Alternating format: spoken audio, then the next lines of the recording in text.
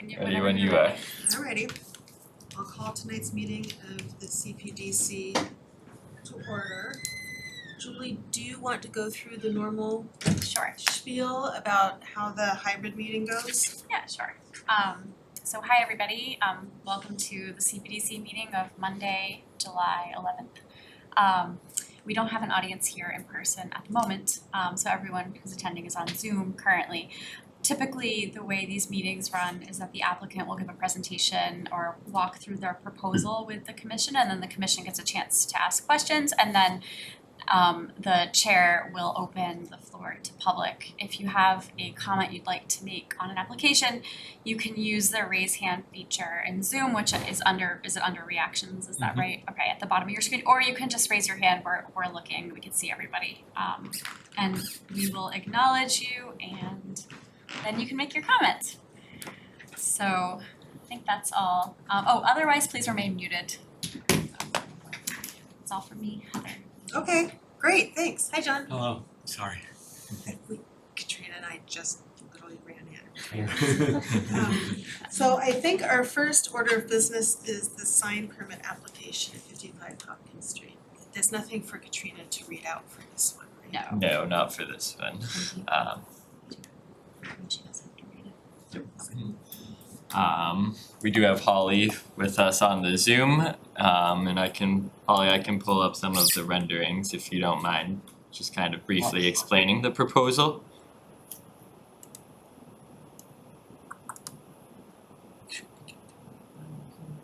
Holly, can you hear us? Yes, yep.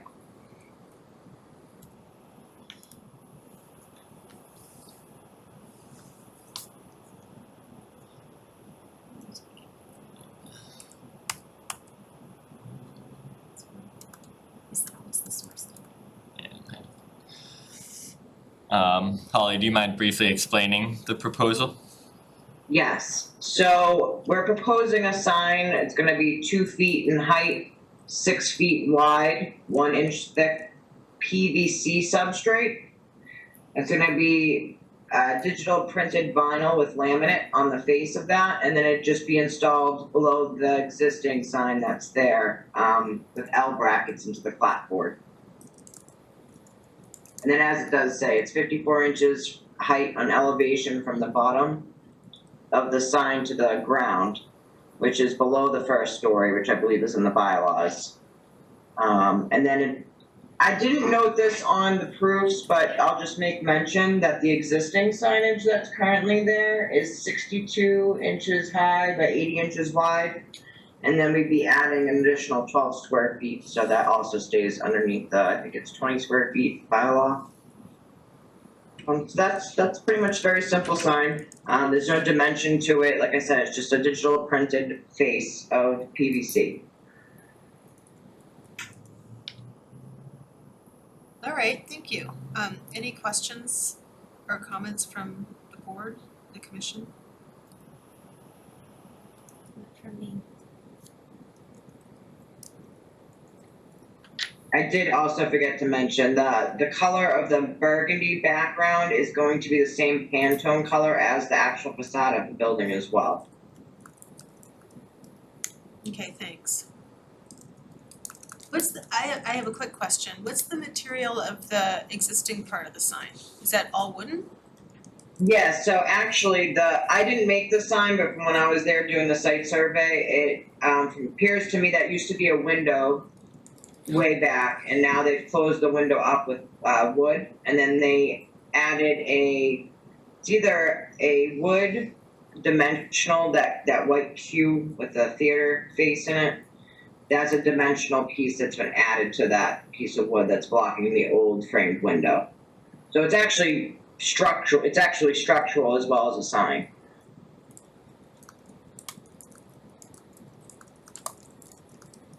I don't have any questions.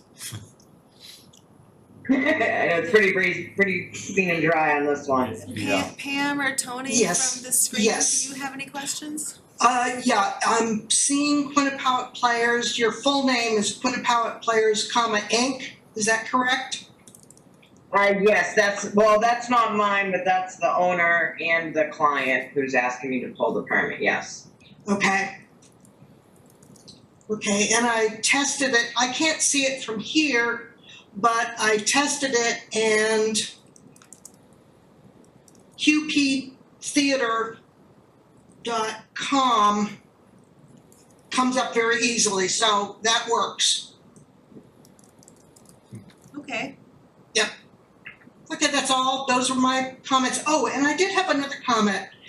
If you were to take a look at what's on the build out to the left, there are some small signs there.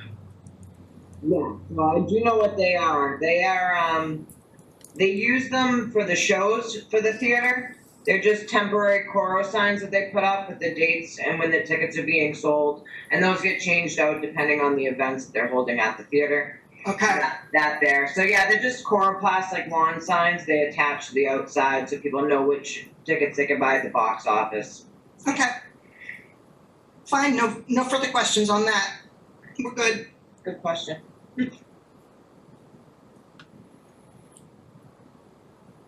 I have no questions, additional questions. I think it's smart to identify the name of the Yeah. organization there. I agree. So do we need to look at the certificate of appropriateness? I can pull it up. I did have a typo or two on dates that I already fixed. That's not the one I wanna share. Also just make sure there's no public. Oh yes, thank you. And I should confirm, sorry, I went over that quickly, not seeing any public members there, but are there any comments from the public? I don't see anybody. All right, not seeing any, thank you. So I know this.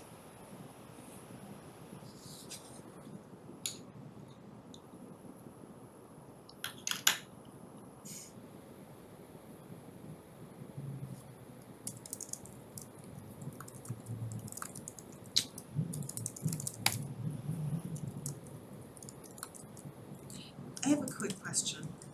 Where Yes. this is more, it's a question in this decision, where, so the total sign area includes the thickness?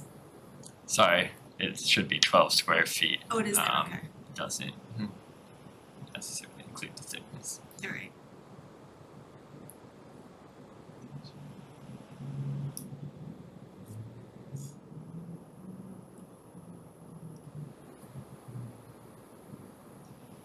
This all seems pretty straightforward to me.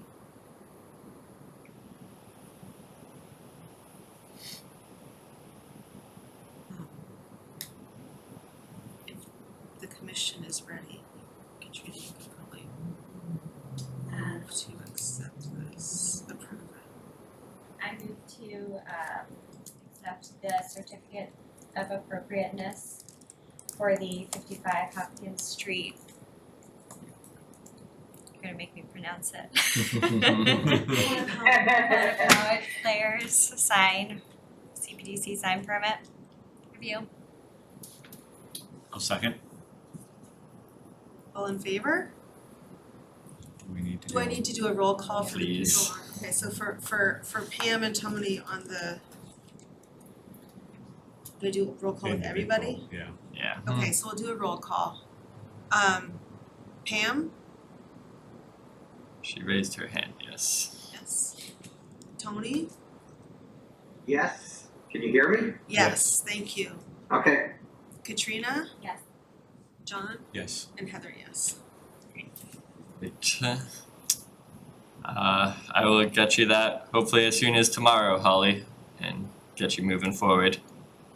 Sounds good. I spoke with building. They're just waiting on this approval, I believe, to push it through, so. Yep, exactly. Absolutely. Thank you so much. Thank everyone for their time. Thank you. Thank you. Thank you. And next up is the continued public hearing for the 40R plan review at 25 Haven Street, am I right? Yes, or if, It's okay Yeah. if we adjust this 3 minutes early? we can take the A&R first since Jack Okay. is here, if that's okay. Is that Yeah. fine? We don't have anyone in the audience for 25 Union Street. You don't, Yeah.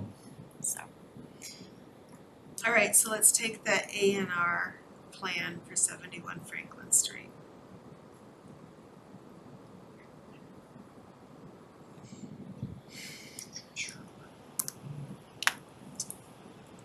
And we have Jack Sullivan here with us for the application. So Jack, if you can hear us, should be all set to go ahead. Okay, thank you, Andrew. For the record, my name is Jack Sullivan. I'm owner of the Sullivan Engineering Group. And this property is at 71 Franklin Street. There's a historic home on the property. There's a barn. It presently consists of 45,827 square feet of land area with over 300 feet of street frontage on Franklin Street.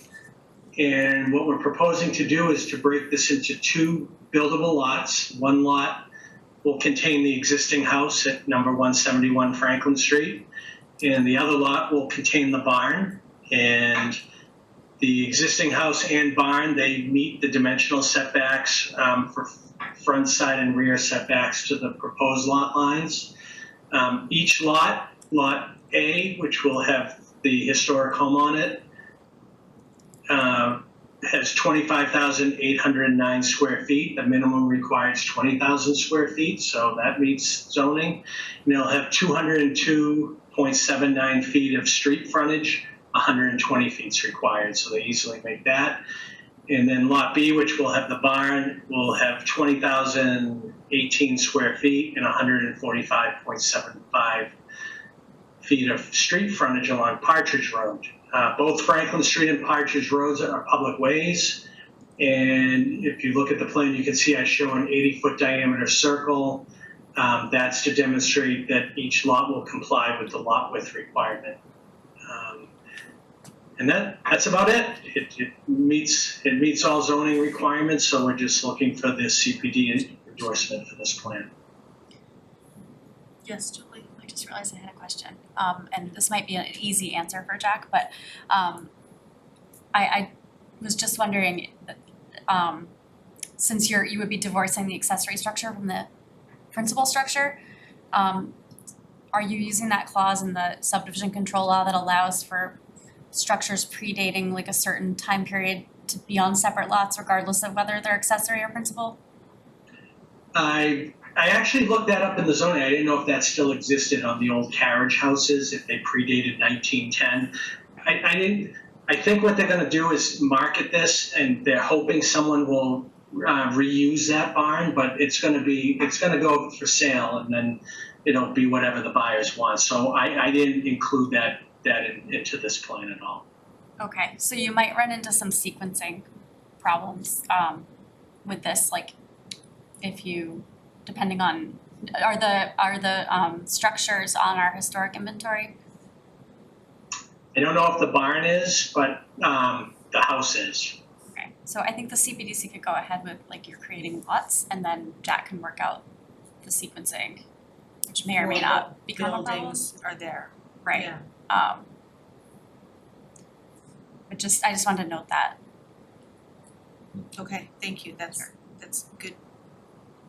That's good to have noted. Any questions from the commission or additional comments? Nope.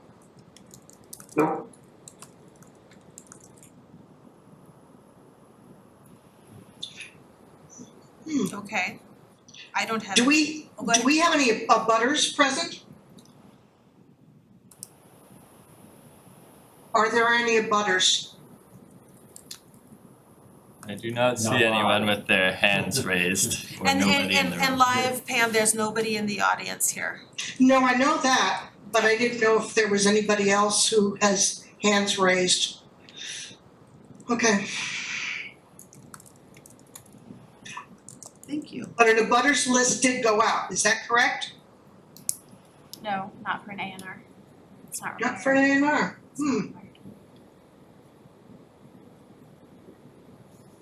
Okay. Any other comments from public members online? All right.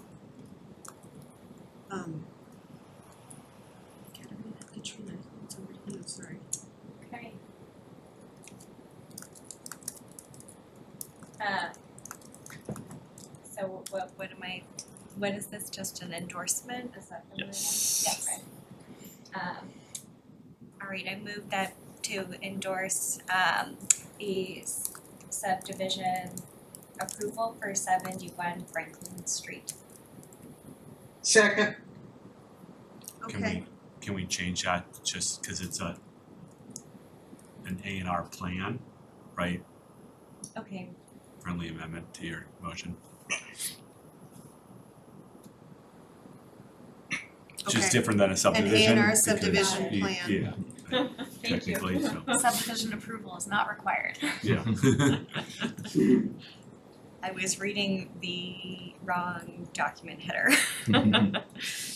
okay, and it was seconded. We'll do a roll call again. Online, Pam, Yes. Tony, Yes. Katrina, Yes. John, Yes. and Heather, yes.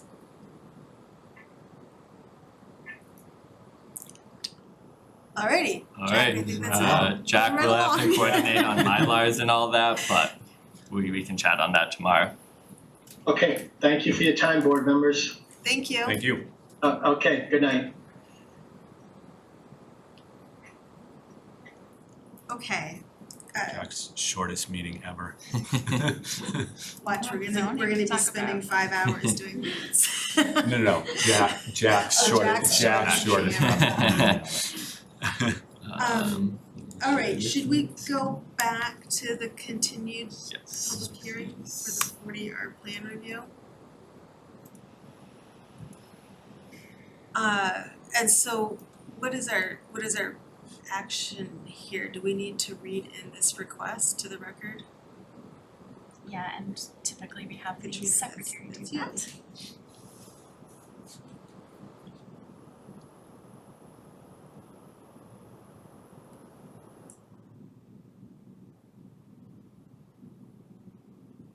Okay, so what is I am just reading it. You just, need to let the public know that the applicant submitted a letter and it says whatever it says there, right? That's essentially all you need to do, right? That's in place of, we used to, just for background, we used to vote on like continuing and all that, and somehow during COVID, we shifted.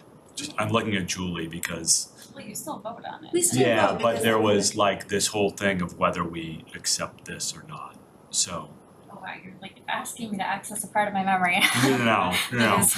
So it's easier Yeah. just to like, this is what we received, and then And then do we vote on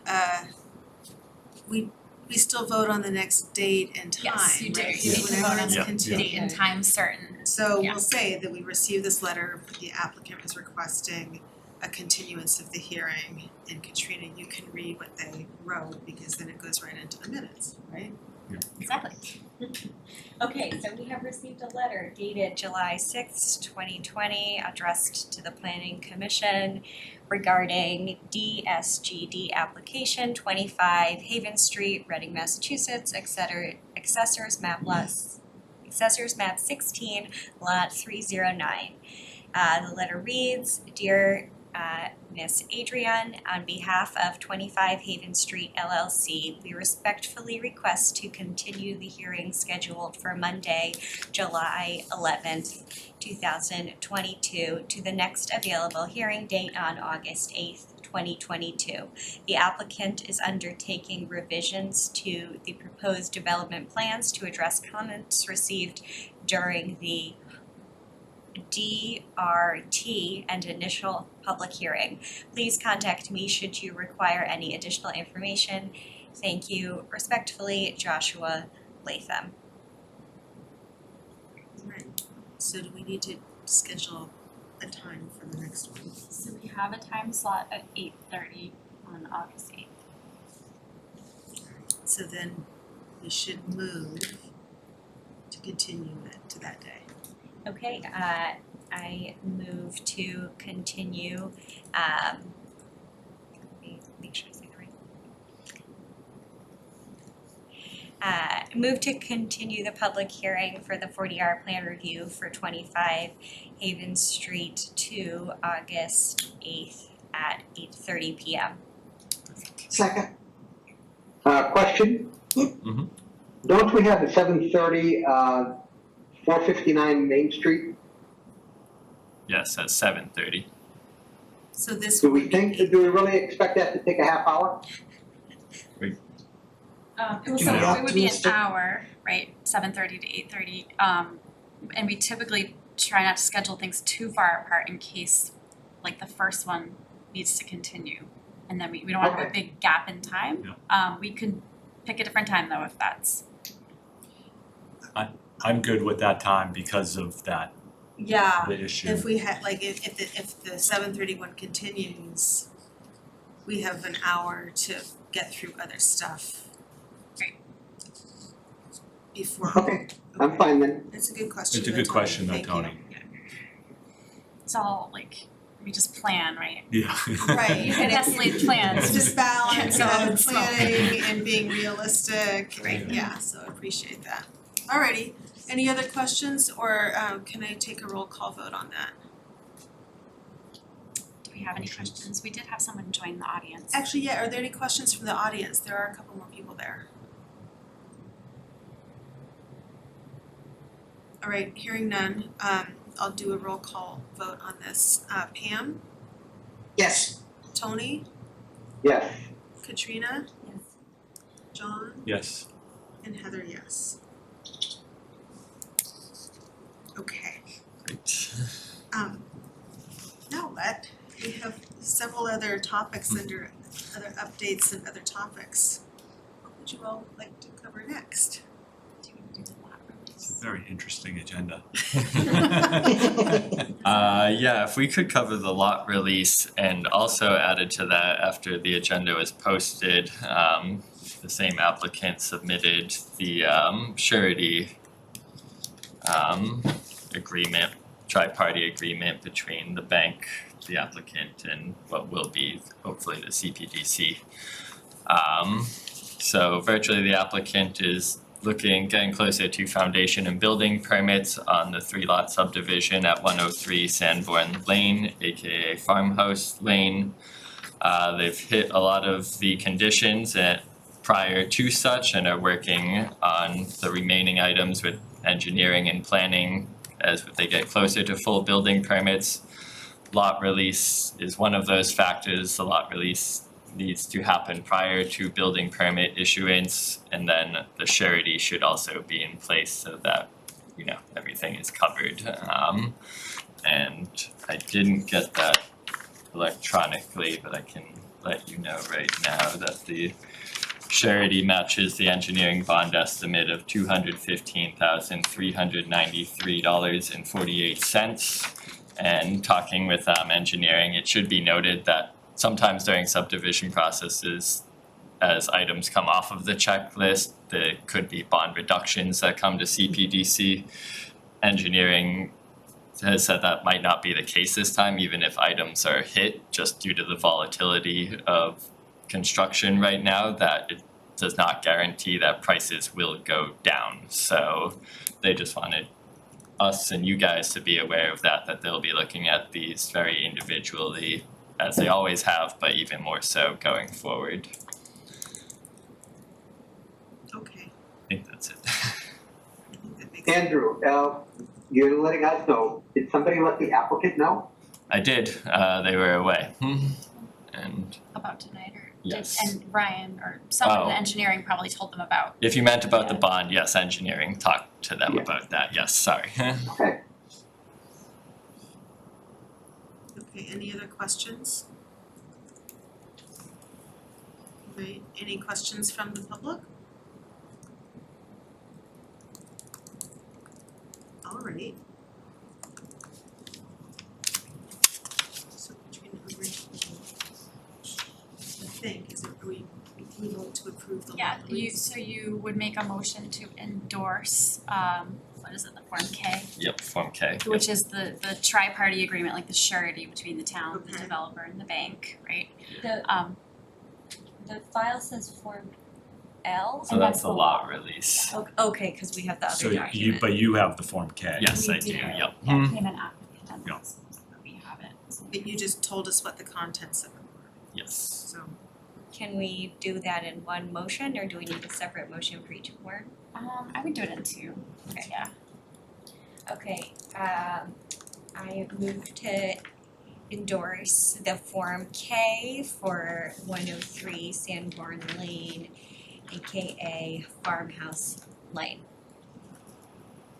I'll second that. Okay, and we'll do a roll call vote again. Pam, Yes. Tony, Yes. all right, thank you, Katrina, Yes. John, Yes. yes.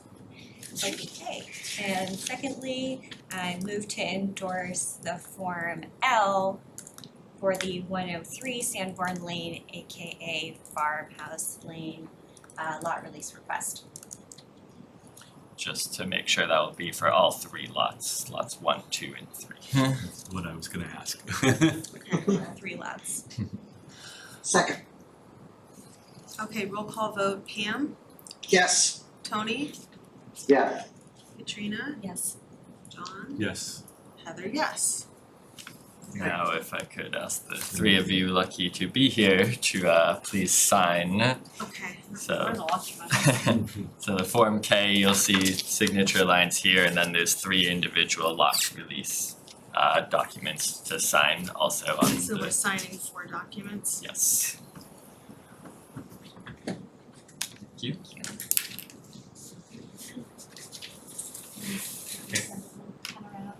I have I have a a pen. pen.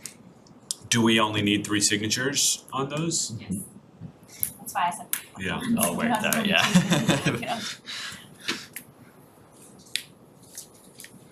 Right, so no, you don't need to track anybody down now. Just for Tomorrow. Mylars next Right, week. oh, okay. Right. Did we not have that Mylar yet? No, he was gonna come in person and then he switched to remote last meeting. Which is fine. Now might be a good opportunity to mention that the ability to have remote meetings has been extended to December 15th, 2023. So the ability to Through the have. next wave. Next So basically, like, we can have a quorum, we don't have to have a quorum present in person. For the rest another of the year. year and a half. Oh wait, 2023. Right? That makes sense. I mean, so we can do hybrid. Makes sense. We can just keep doing hybrid unless anybody thinks that that's a bad idea. I like it. I think it's nice.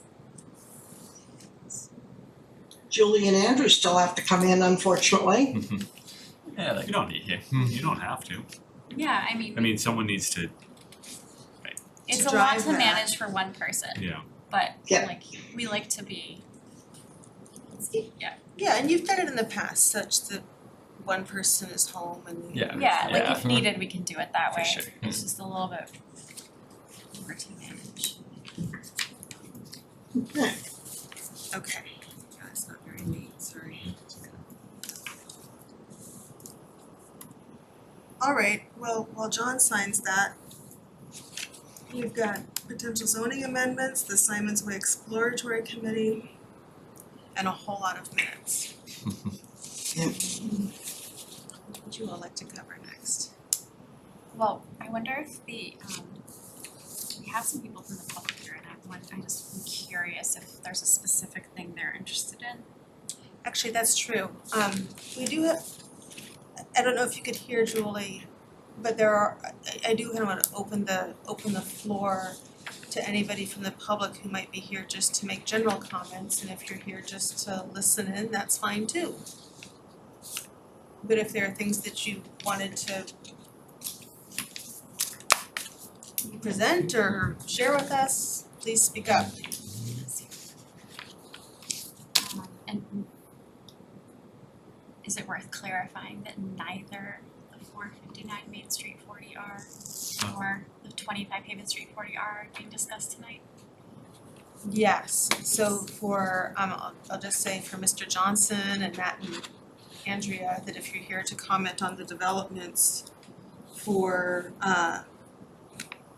on any developments, we aren't discussing any development projects tonight because they're not on the agenda. And if you just wanna hang out and hear other things, that's fine too, no pressure.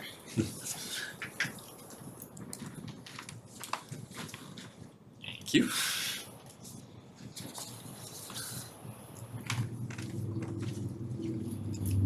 Okay.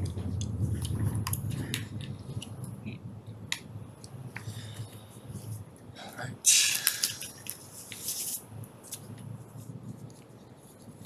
So whatever your fancy is, we can do whatever order you like.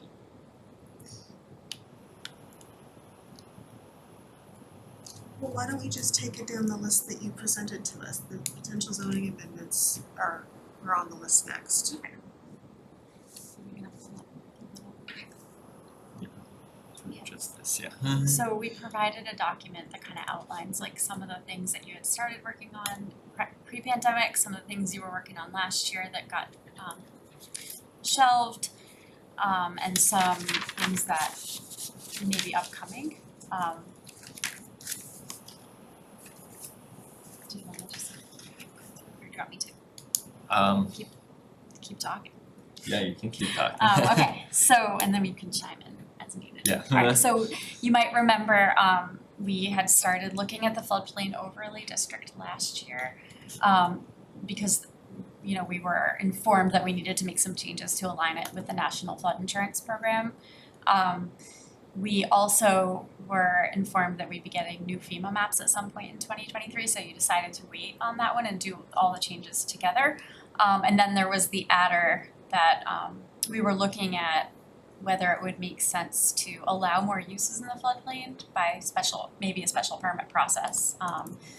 And in some towns that do that, they just defer to the engineering standards required in the building code and under the Wetlands Protection Act in terms of like development in the floodplain.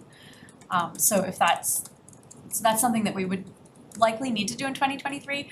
I need to follow up with the National Flood Insurance Program coordinator to see like if they have a more specific timeframe for the maps. And then that would determine whether we're looking at like April or November town meetings. In school. The next thing that you guys were working on last year is MBTA communities. We're still waiting on the final guidelines for compliance with that. We were told it would be this summer, so I don't know. Summer is here, so I don't know. I haven't heard any, and if you've heard anything like in your professional world about that, I haven't heard anything about it. And I'm plugged into a lot of different channels. So what we're thinking is we just need to see. I said only chuckles about the angst that is caused around the fire. I think a lot of attention in my world has just been turned to other things entirely. And yes, it's interesting timing with like, you know, the changes that were made to the 40R bylaw and the changes that the state is looking to have towns make. But so I will just wait and see, I guess, what that looks like and then try to strategize from there. Julie, can I make a couple of comments on this one? Of course. Number one, I don't know if anybody's aware, but the MBTA is looking to change the bus routes locally and basically reroute 137 a little bit from its current route, but the drastic changes go from every 30 minutes to every 60 minutes. Oh dear. Is 137 the one they discontinued and they're bringing it back with changes, or am I? No, 136 is the one they discontinued. Okay. So 137, basically they're gonna run it through the Converse site. Out to the 129, down Main Street, over to, I want to say down Woburn, over to the train station, and then Washington Street back out.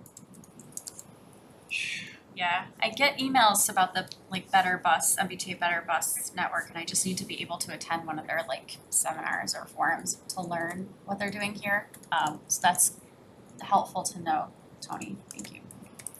I submitted a comment. I mean, at that point, can we just cancel it, and then we don't have to meet the guidance? Because every hour is almost useless at this point.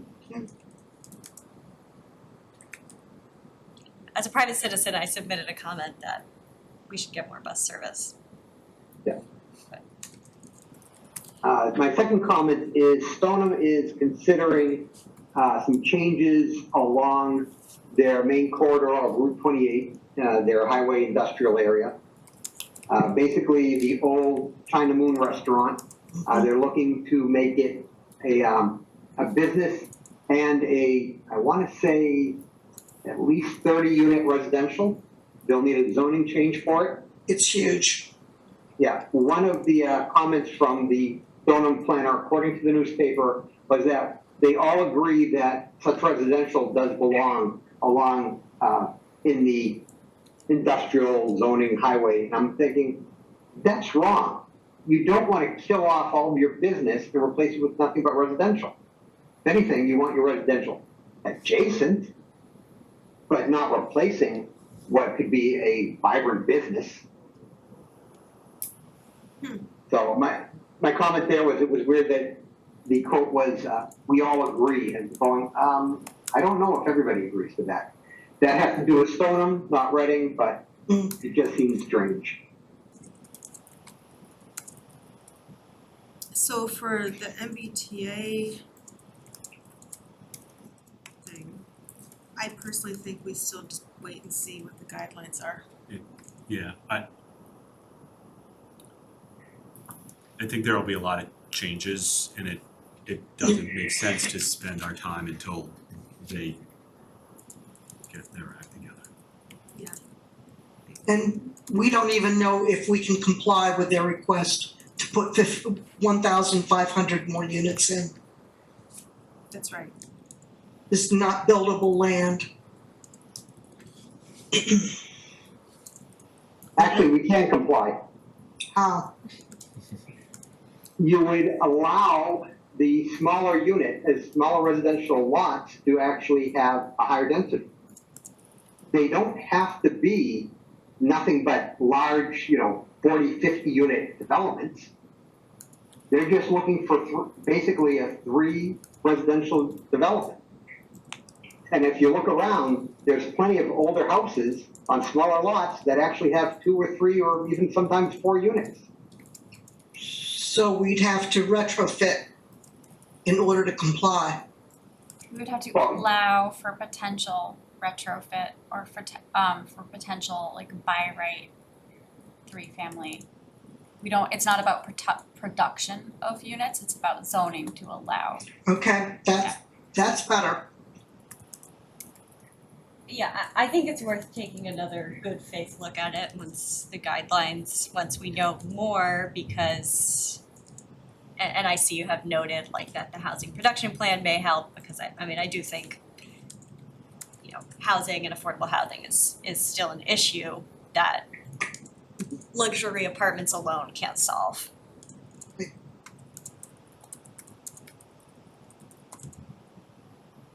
Okay. Any other thoughts on the MBTA communities one? So that might dovetail nicely with timing. We're working on like queuing up a housing production plan update for the fall. So the timing of this conversation might align nicely. The housing production plan? Yeah, we update? need to Okay. update it by February of next year. Oh, Yeah, to maintain compliance Okay. and to maintain certification with DHCD. okay. Yeah, so we have some money was approved at April town meeting.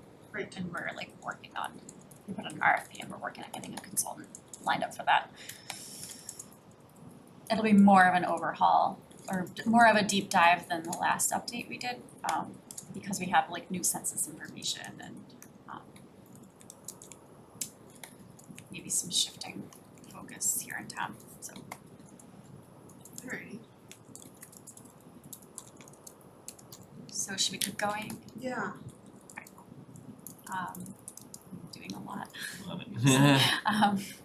So then, I don't know if you can all access this part of your brain, but before COVID, we had lots of discussions about the use table and the definitions, and I think like a lot of it was driven by the change of use, which was like change of use from one use category to another, and like the categories weren't great, and things that were in the category, like there was a lot of things that could happen within a use category that wouldn't necessarily capture the externalities. And so you probably remember that change of use is applied differently since November 2021. I can't believe that was only November 2020. Yeah. We had this conversation, it feels like it was like It feels like 2 a years long ago, time. but like, so now it's, change of use line by line, so the, like, really conversation shifts a little bit, but still, I think the use table and the definition, just the simple fact that not all the uses listed in the table are defined, and then we have like multiple definitions for some, or definitions that like overlap and conflict, could be revisited. And then another piece to that was like adding in some uses, just sort of modernizing to account for some things that weren't considered or accounted for in the past. So, and if you scroll down a little more, there's a list of uses, like I've been keeping like a list of things that have come up that like really should be more clear, or added, and I don't know if like brewery's at the top of that list, but brewery is something that comes to mind because it's something that we've heard through many surveys in town that people are interested in having in town, and we don't currently like really have an avenue in the bylaw to allow it.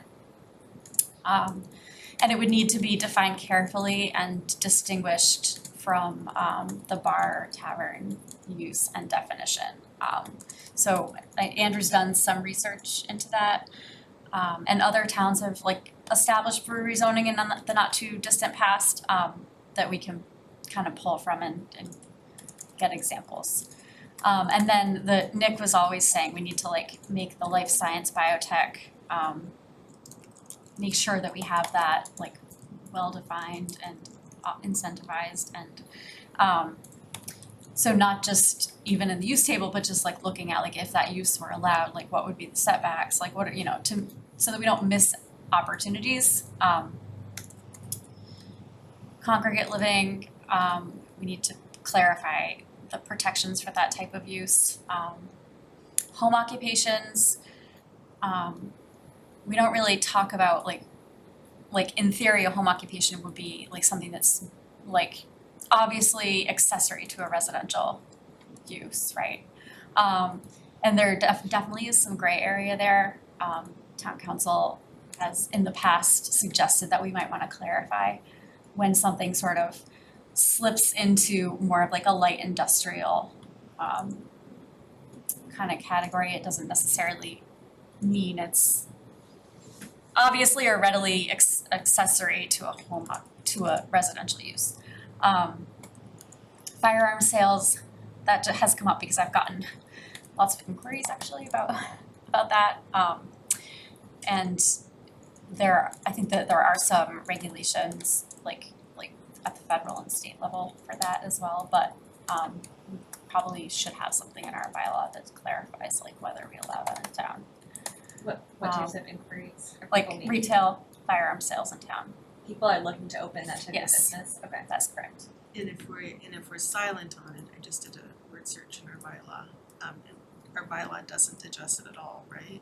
Right, so, and the silence of like, if it's not expressly permitted, it's prohibited, right? There's that language in some bylaws, and then town council and I have gone back and forth a little bit on like how that type of clause works when we also have like in our use table, a use is substantially similar to clause, right? So like, there's some gray area there too, and not necessarily related to firearms, but related to other things that aren't like expressly permitted, right? But could be considered substantially similar to something else that we do allow. So, we will need to get some guidance for sure on the firearms one, best way to deal with that. Donation boxes is another one to clarify. There was an opinion from town council back in, was it 2012, it was from like a prior town council. I think the town council prior to the one we have now made an opinion that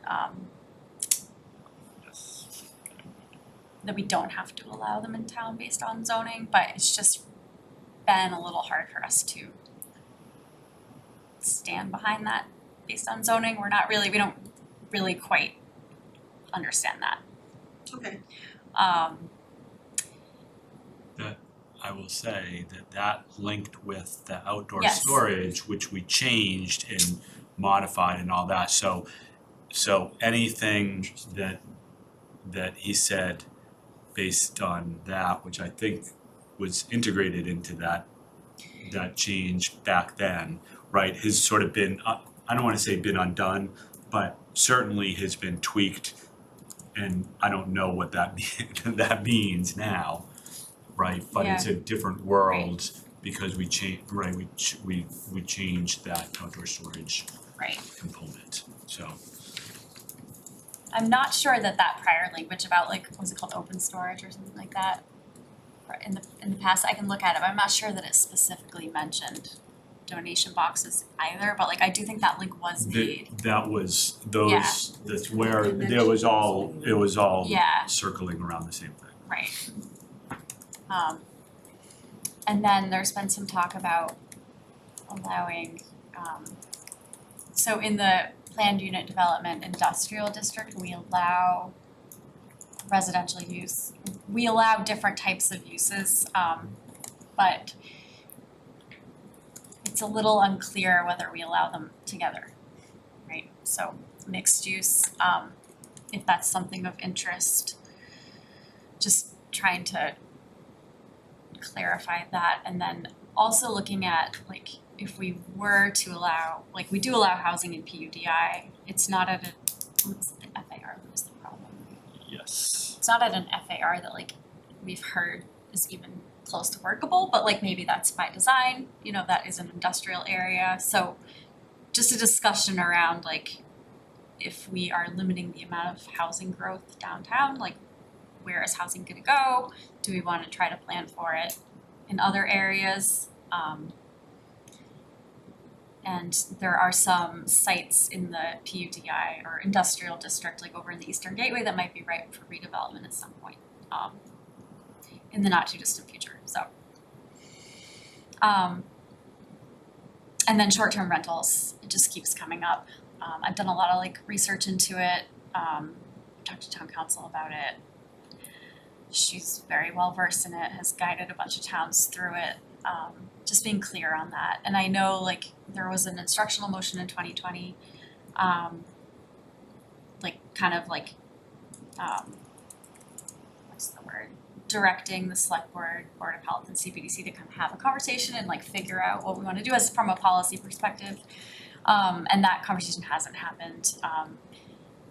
But if that's something that like if we're looking at uses and that's something that we want to tackle, like we could try to figure out a way to start that conversation. And there are some different ways that we can handle that in zoning, and that I put together like 2 or 3 years ago, so it's not fresh in my mind, but. yeah, I'm kind of remembering that instructional motion now too, and from time to time, you just hear remarks about Airbnbs, VRBOs, and delving into that, I think we could actually, so I hear some remarks that I don't know are grounded in actual reality, and digging into that, we may be able to unearth them. Yeah. Can you scroll down a little bit? Oh, let's stay on short-term rentals for just a second. In your research, Julie, did you see what would be required for the town to actually start collecting the tax for the hotel tax on these?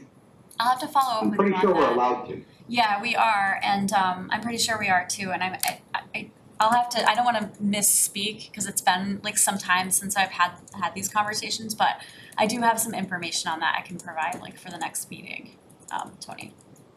Okay, thank you. Sure. So if you scroll, sorry, so going back to the, like, you know, looking at other areas to sort of unlock potential growth, what we call the Eastern Gateway, which is that industrial area where like, Market Basket is and Walker's Brook Crossing and Home Depot, and the RMLD yard and the DPW yard. So allowing more uses in the floodplain overlay district, would unlock some development potential on at least one site over there, maybe just one, but reducing barriers to lab or biotech use. And Nick offered to help with that offline, can get some information from him, and then looking at allowing mixed use in some formation. And then any other ideas that you may have or any other parts of town that you want us to look at. On the lab biotech, I know somebody who can also be helpful there. He's searched for spaces before. Great. So, and I guess I want you to go through all of them because the way that I'm seeing this, right, there's lots of linkages here that we probably need to decide what, right, The list. well, yeah, what drives what, which one drives which one, what else is happening, which one's more important, which, you know, like, so. And then since it just popped into my head and before I forget, and I don't think I put it on here, there may be some changes, like we're gonna talk about the Simon's Way Exploratory Committee, and then also there's some like work happening with like the Oakland Road property, so those are 2 town-owned parcels that we may need to look at, like some zoning for, depending on what the uses are. Like the conversations are early, right? So, but depending on where those conversations lead, and I've already like come up with some ideas based on some of the things I've heard, but that's something that we probably wanna have on this list as well, that may be coming in late 2023 or early 2024.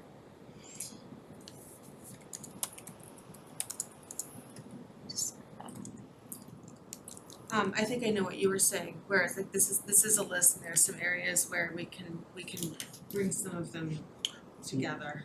Well, I guess, you know, what I'm seeing is that there's right, thinking about we need to do the housing production plan. And there's a lot of things that are on here that are, that would either influence that or could be a part of the action plan coming out of that, Yeah. right? That those conversation, the housing production plan and, you know, short-term rentals Yep. and home occupations, congregate living, the Oakland Road site, the Simon's Way site, and this industrial district should all be talked about in one, I mean, In the same in the same context. context, right? It's about, you know, doing what we can with, you know, residentially focused properties that we have. Yeah. Right? The mixed use in the PUDI as well. Yeah. Right? I mean, I don't think we can have a conversation about, I mean, we can, but we shouldn't have a conversation about one without sort of understanding what the demand is and, you know, which is Yeah. It's what planning's about, right? Yeah, exactly. What are we expecting and then where is it gonna go? Yeah. Especially if we're doing a housing protection plan, which kind of Should wrap all this stuff Together. together. Definitely. And there's another one below actually too.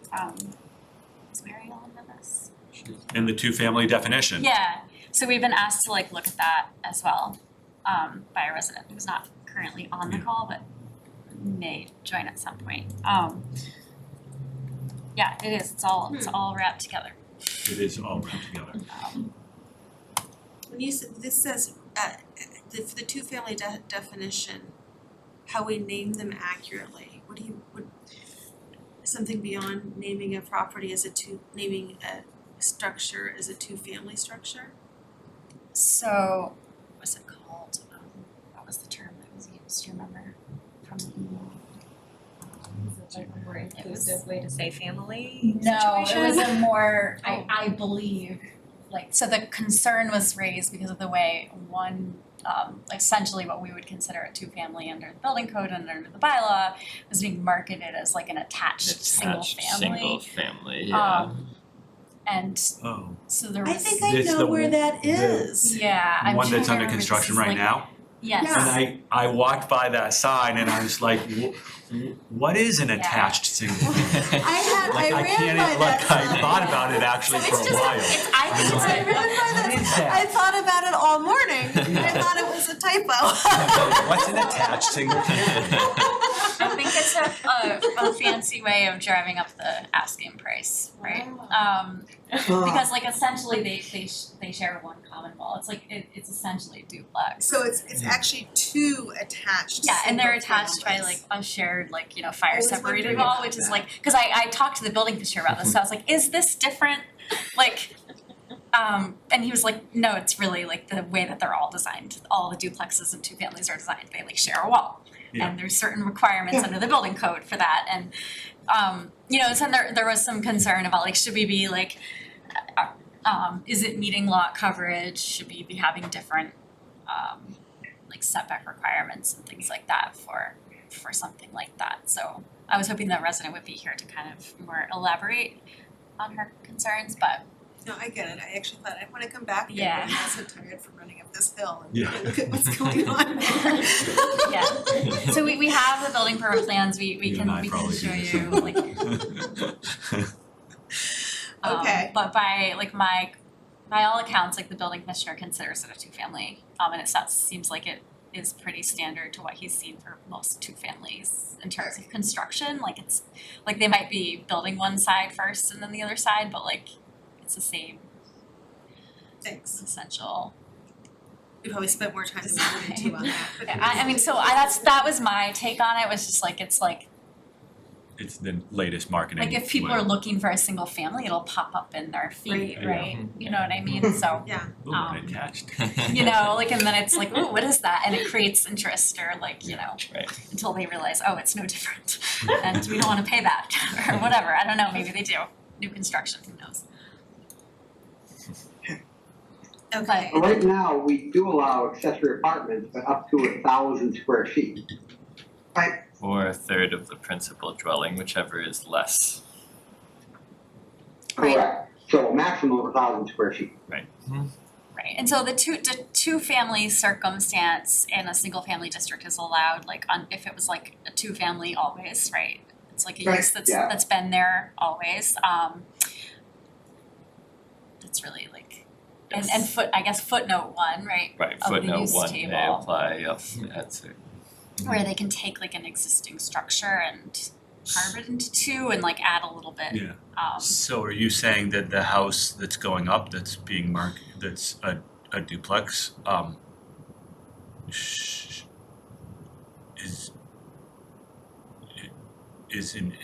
doesn't have the zoning to do that? No, they do, I'm trying to remember, I think it was So the two family before that, It right? was It a was a pre-existing two- two-family Yeah. and they That's what I thought. Mm-hmm. reconstructed it, and Yeah. that structure actually does meet all zoning requirements, lot coverage, setbacks, Right. et cetera. I think it was just a bit, Was that one that town council weighed in on? Yes. too? Yeah, I think that the building commissioner asked for town council to weigh in on it, cause there was some like Yeah. murky territory, like, is it a two-family?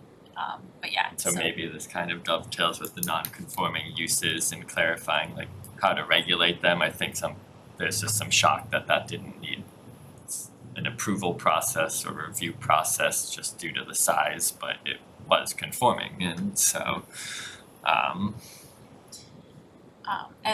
but like adding to the non-conforming section of the bylaw, like it really, in most cases, refers to single and two family and doesn't really talk about other non-conforming uses, so there's a lot of times things come up and we're not really sure what to apply, how to apply it, and then the language also blends use and structure a lot.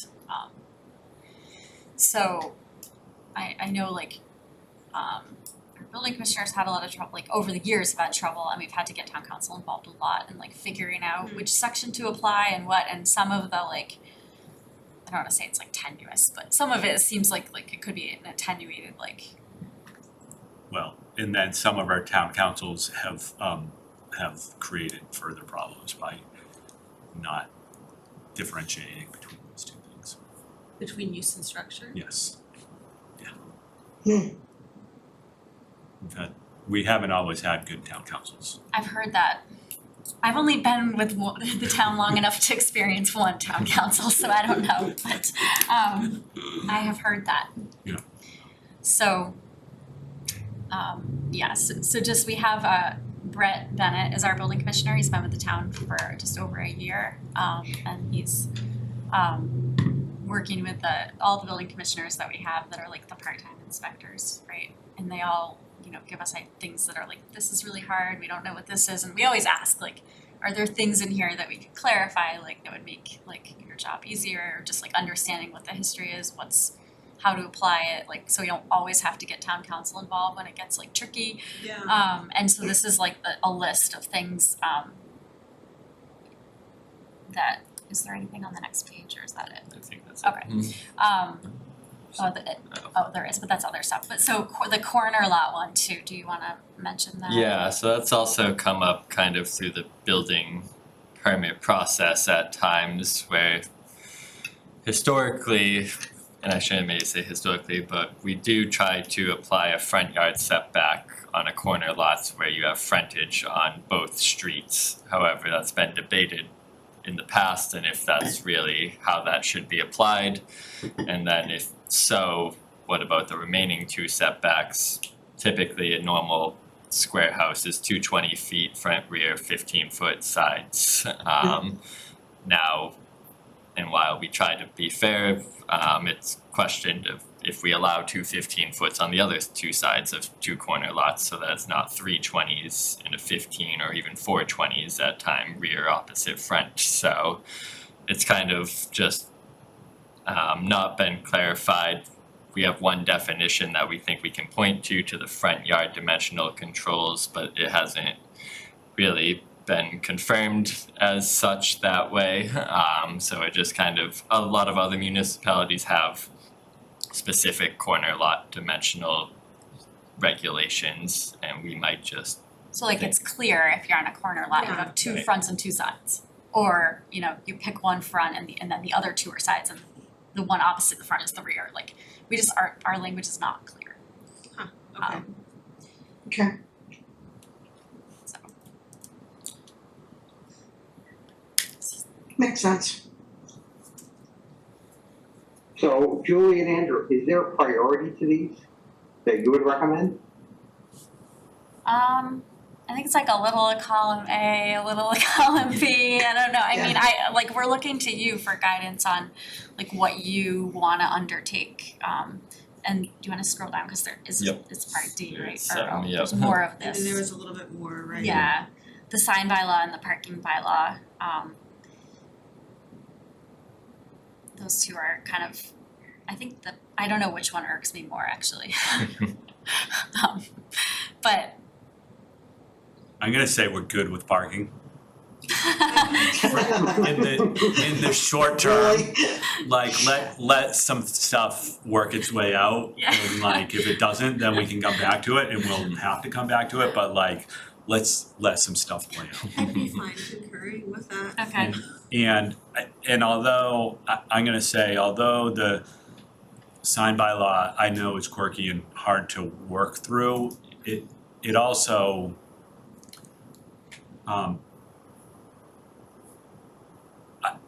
I think I think it's getting us to where in general, like where we wanna be and where we're allowed to be. And some of these other, to me, some of these other things on the list are more critical, are Yeah, higher, they're are also higher priority. uncharted territory. Yeah, I think the results we're getting now with the quirky and hard to work sign bylaw, I think it's working to Mhm. Yeah. where before it wasn't at all working. And then we had the whole Supreme Court thing, and like, so to me, I think my feeling is we're good on that for Okay. now.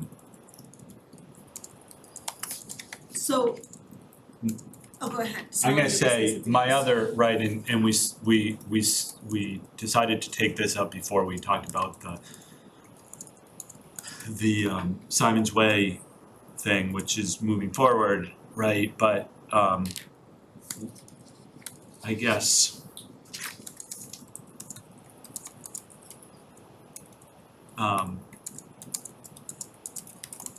it's just weird to pick off some of these things and knowing that other piece is will be moving forward. Simon's Way will be moving forward, and we have to prepare also, think about the housing production plan and sort of all those other related things, right? We only have so much time and effort.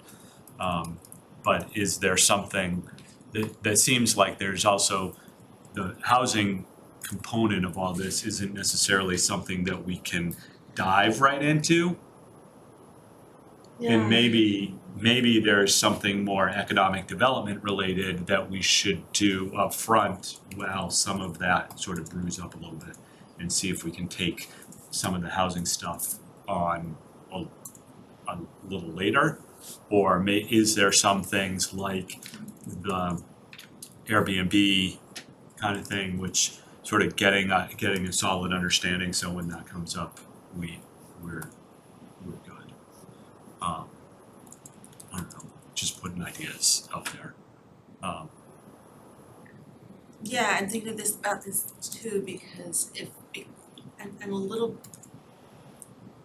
bit hesitant to wait on that whole packet of stuff that goes with the table of uses until we have the housing production plan, but it seems like we kind of have to in some ways. But there are commercial elements. Yeah. We look at breweries, we look at life sciences, maybe even mixed use.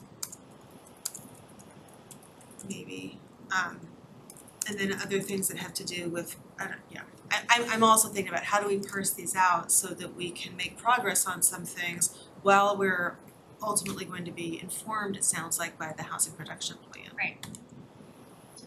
Well,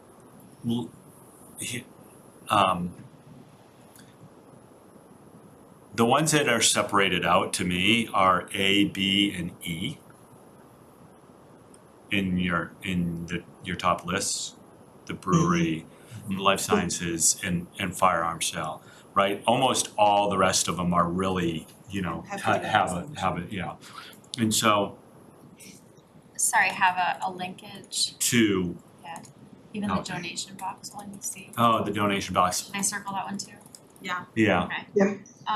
So, but one thing I was thinking is like the life sciences, biotech, which is great, like let's not be cutting ourselves off Right. from that, but also to me, right, that is really where in town would that happen? It would happen either at I don't know what we call it now, right? What used to be Corig or Task Building, right? Right. Or in the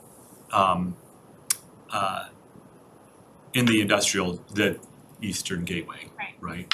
Yeah. So Which is the Eastern Gateway?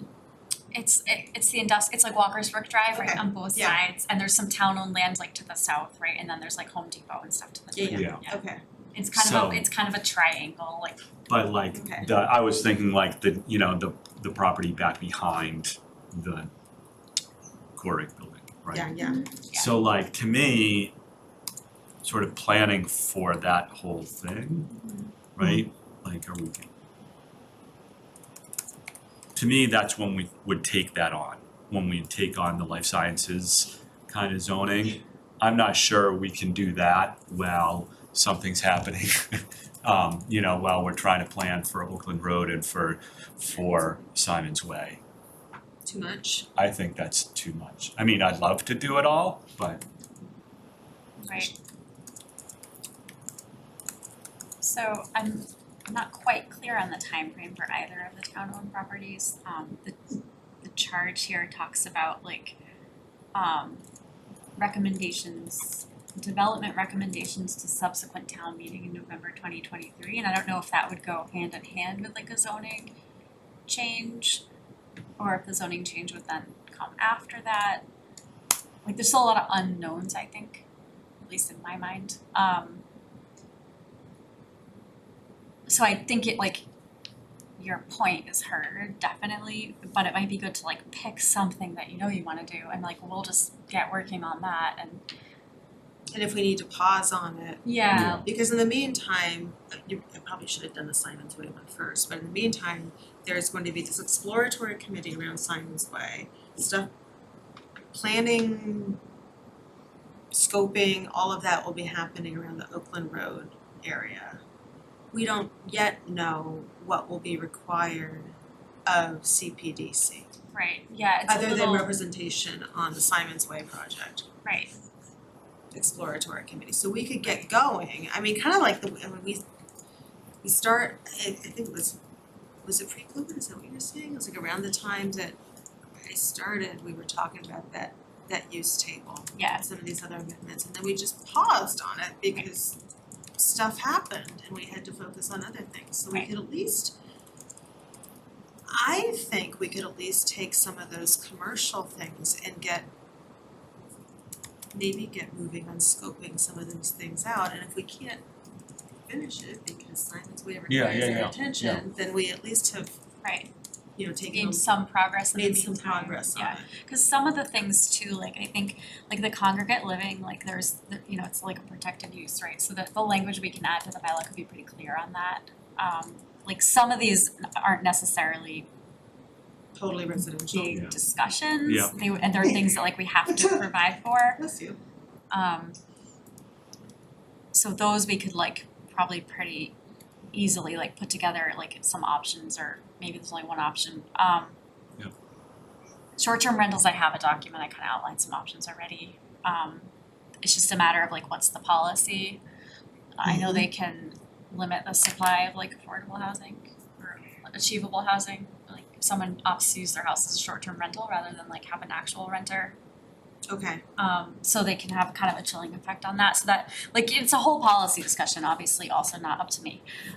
But that one's probably a big thing to take on. To me, that discussion is not necessarily only a CPDC discussion, It's not, right? right? It's here are the tools that you can use to control if the town wants to. Right, But like, don't just let stuff happen, right? Like be mindful, right? right, Yeah. Like not making a decision is a decision itself, kind of a thing. Yes. Like let's be aware that this is what's going on, right, and either decide not to decide or do something. But I don't know, those kind of town policy discussions are hard for us to drive if no one on the select board wants to cares and wants to Right. take that up. So I guess my thought and suggestion on that would be does anyone on the select board, is that an issue? yeah, and is it a priority issue? It is a priority right for now? them, yeah. And if it's not, then we can't drive it and we'll be right, wasting our time. yeah, In I don't in the know, weeds. What's that, Pam? We'll be in the weeds on that one. yeah, I don't know if it's a Yeah. select board concern at the moment, but it was an instructional motion and those do tend to resurface like at some point, so. And that, I forgot that's another good point, right? The other instructional motion, the proponents force that one along. So, In my recollection should- at the last town shouldn't meeting, just ignore either. right? yeah, in my recollection, like I think I remember the last town meeting, nobody referred to this instructional motion, but the word Airbnb Yeah, came up, It which did, yes. was a signal to me. Yeah. I had forgotten about this instructional motion, frankly, but it was a signal to me that this is still on people's minds. Right, And there had been some mention that the property across from the train station was letting out some of their spaces for Airbnbs. That came up in the meetings. Yeah. 4 months ago, I think.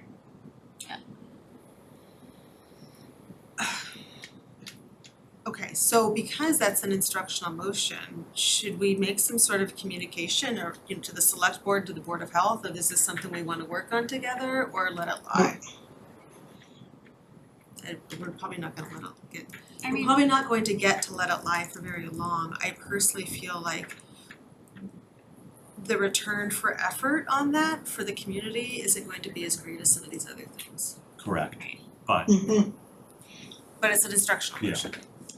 right, I guess I don't know who our liaison now is, but did it change, right? is it Is it Jackie? It was, Carlos I or is it think Jackie? Carlo and I Jackie. think Alright. that's correct. It's Carlo and, it's definitely Jackie, I remember. Yeah, it's Carlo. We should probably be in touch and see if that's something that they want us to take on, Yeah, which means they need to take it on too, right. right?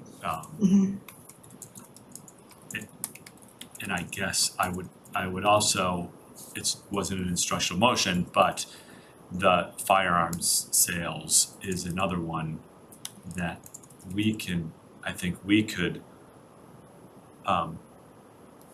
we're the board that has the tools to do something about it, but we're not the ones to drive the policy on what to be done, what, if anything, to be done. So I think, right, I think those two are probably the communication that needs to happen With Carlo and Jackie. with, like. Yeah. You guys wanna take, Yeah. want us cooperatively with you to take that on. So we can make that communication, via Fidel. Yeah. Okay. And then I think like the ones that John separated out, the brewery, the life science, donation boxes, we can like work on some language. We already have some, for brewery. We can work on some language for donation boxes. I guess the question I have on that one is, do you remember going back, was the idea that we would not allow them in town? Like that was Donation the- boxes? Yeah, that was the interpretation we got, except for I think at like charitable, like houses of worship maybe, or charitable like Goodwill. So the issue, if I remember, and it was now a long time ago, is that there was a period where donation boxes that were from for-profit entities that appeared to be nonprofit-ish just started popping up. Oh, wow. These are for like clothing and that kind of thing? Yeah. Yeah. And so, and so we had there was sort of no way to control that. And that was really the issue, right? I don't think that there was a concern of donation boxes being on, Right now, Either. there are some located at some of the churches, and then there's like the Goodwill trailer, which I don't know if it's still coming, but it was for many years, the Right. Home Goods. yeah, I think think it's that's still stuck, there. is it? I don't know, somebody just recently told me it's there, but I've never used it, so I don't really know. I know it used to like come and go in Pre-COVID. the middle of the night, and I'd hear from all the Yeah. neighbors. So I think putting some parameters Yeah. around like what is okay and what isn't okay, knowing that, that those definitions can get stretched pretty far if there Yeah. isn't a definition. That history is really helpful for me to Super. understand why it's on this list. Yeah. Okay. All right. So.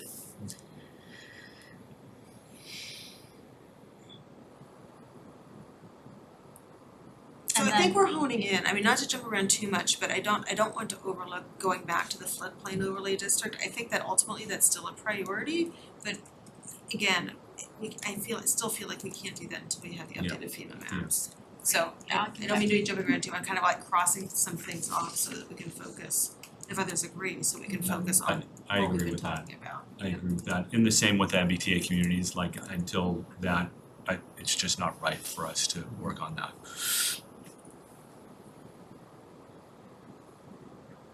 What about the building commissioner recommendation section? I mean, the corner lot issue didn't seem like that would be too difficult to address. I have no reason to make it a priority. Just thinking of things that we could do in the short term. Right. The ZBA made a finding on that, isn't it, right? It really wasn't a finding. There wasn't much guidance there, so we're gonna continue to send them to zoning board as often as we can until they do such or further clarification is provided. So is this a package of things that would be relatively easy, or are there cans of worms that would get opened up? I know, this is like. After the last town meeting, I'm like, why are we even doing zoning anymore? Well, I'm thinking if there are things that are relatively easy, relatively speaking, that would make life easier for staff and other boards that are trying to approve these things, I'd should be do open to that. considering them also, yeah. Yeah, and I say that knowing that things that sometimes seem relatively easy sometimes are not and draw more, become more complex than we think they may be, but if things are causing problems in like daily, weekly, monthly lives of folks, let's pick a couple and clean them up. right, especially problems that like can only really be resolved via like applicant writing a letter from their council claiming one thing and then our council gets involved reviewing it, like that costs a ton of money. So the non-conforming uses one is I mean the section of the bylaw just doesn't really talk about other non-conforming uses very frequently. It's really just focused on single and two family. So, you know, that's one that we could try to like clarify and get some guidance from town council on like what sections would need to be added to like really make it clear like how to apply it. Okay. I don't know that would be like an easy thing to necessarily explain at town meeting, but Yeah, I'm thinking this you know, is like that, even getting a public opinion on that would tell us how complex it's going to be. yeah, like Yeah. once we get more information, we'll know like how, yeah, exactly like how complex this will be. Like for a lot of these things, I think. So we can work to get more information for all of the things in here, and come back and like talk about it more. And then it seems like we've heard sign bylaw and parking bylaw are just like off the table.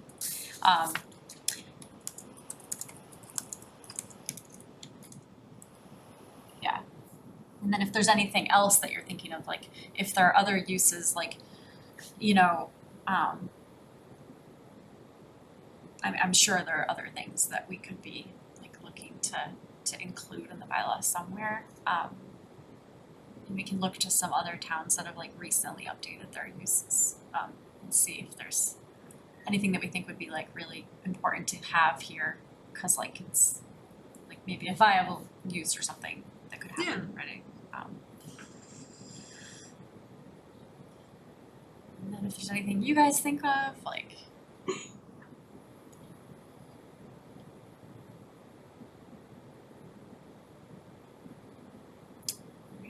No, I'm intrigued by the life sciences piece. I until I saw this on there, I kind of even forgot that there is a little very light something in our bylaw.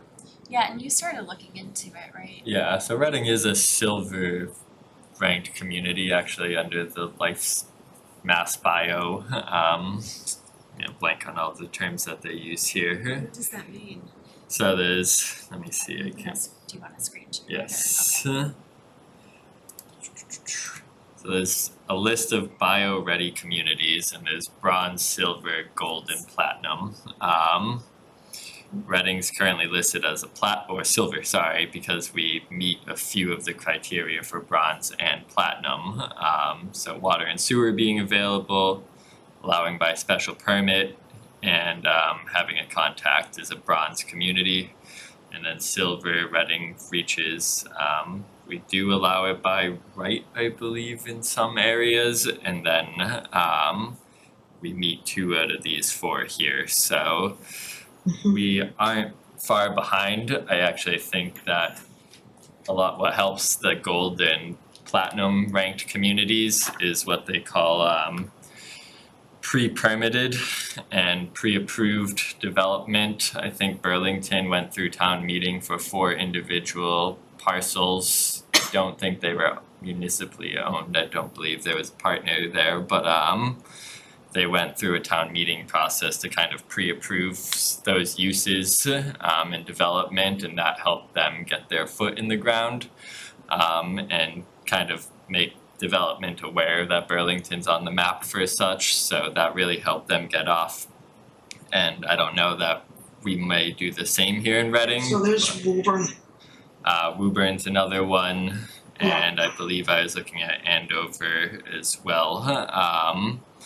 So, you know, that, like you said, is a timely process. I think it's larger than just updating definitions and dimensional controls, but it is an undertaking that we could look for one day soon. So something that's up there is related to something that was mentioned to me as I was thinking about this, as when I saw the agenda, was that if Reading, you know, had a place, we wanted to really open ourselves up more for biotech, that some coordination with the Board of Health to basically check on regulations that may or may not have been around since like the 1980s, oftentimes in communities, would be worth looking at. And I can, if I will certainly botch it if I try to relay what's mentioned to me, but I can follow up even offline about what was suggested if that's something we want to do. Yeah, I know there's like, from my brief, quick deep dive into, there's like 4 levels of health safety, and a lot of communities do exclude level 4, I believe, some even 3. So that's definitely a Board of Health input needed. And it's simply some things that might be kind of like outdated regulations that some communities have in place that becomes a hurdle to get through. Okay. I do recall the last time this came up, Nick brought that up because, right, he's done design work on those kind of facilities, knowing, sort of those, the health component that needs to be in place. I know he's a big proponent of, or not a big, but a proponent of like making sure that we have that piece if we're gonna handle the zoning side, like let's make sure that we do the health, public health side as well. Yeah. So does that give you guidance that you were looking for? Yeah, it does. It's really helpful. Okay. Yeah, I think we can come back to you with more information on all of these things. Then once you know more, you'll be able to decide more specifically what you think you want to do. And then like we can, with timing on certain things here, like I might get more of a concrete time frame on the FEMA maps, and then we'll know like, okay, that's not till November or whatever. Like so yeah, I think we can come back to you with more information on almost everything in here. Okay. I think, and I think it was said, but right, each one of these has like I don't want to say cost benefit, but maybe that is what I'm thinking. Like how big of an issue is it, and Right. is it would it take a lot to get a little change, or Or a little to get a lot of yeah, the benefit yeah, for the yeah, community, yeah. right? So Right. not knowing, Return on some of these investment. things, right, I didn't think we have a sense of how big of an undertaking it is, but having after digging in, having that sense, and also how big of a deal is it? Right. Right. Yep. Oh, I will say Airbnb has exactly 4 units available in Reading right now. That's about what I saw when I last looked it up, out of curiosity. Thanks, Tony. Are they all in that 1 unit metro? Only one in the metro. Okay.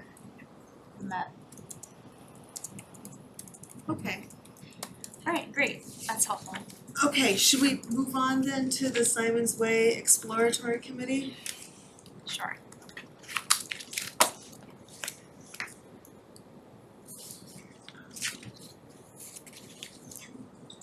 So we have something in our packet that is a scope. SWEC. The charge for the SWEC. Yeah, so Fidel asked me, I don't know, a couple weeks now to share it with you guys. I think the select board talked about it at a few of their recent meetings, maybe 3 meetings recently. We don't know much more than what is written here.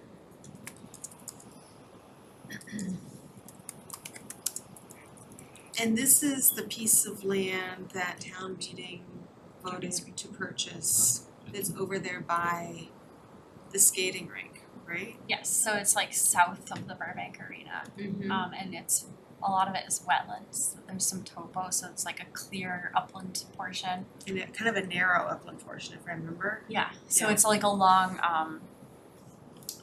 range road, I think it's called, which comes off of Simon's Way. There's Range Road, and it's like so it has a lot of frontage basically, and this is a skinny piece all along the road, and then the back is wet. Let's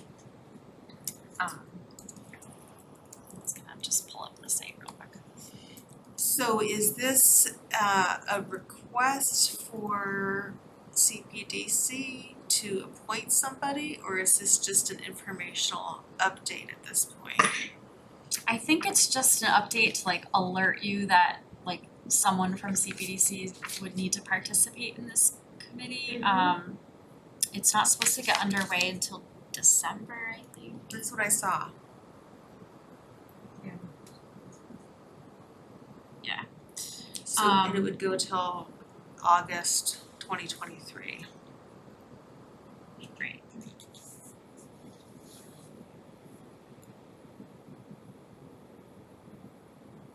So there Oh. again, like if the committee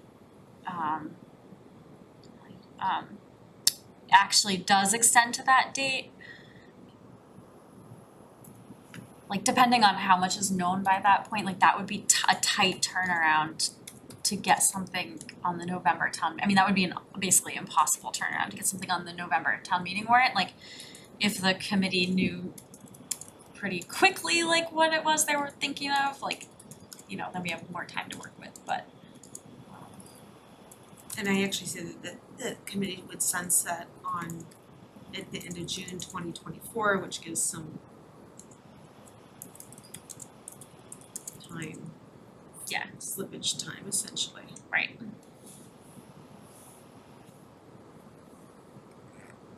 So Oh, nice. You're doing like all things at once apparently. So presumably at some point in the not too distant future, we'll be asked to put forth a representative? Yeah. Okay.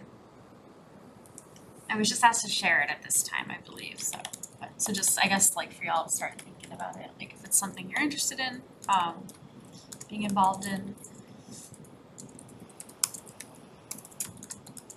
Town doesn't own that many lands to have, like, actual development opportunity, so could be interesting to be part of it. And yet they're looking to develop all of it one time.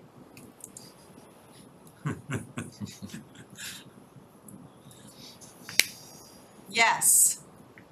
Well,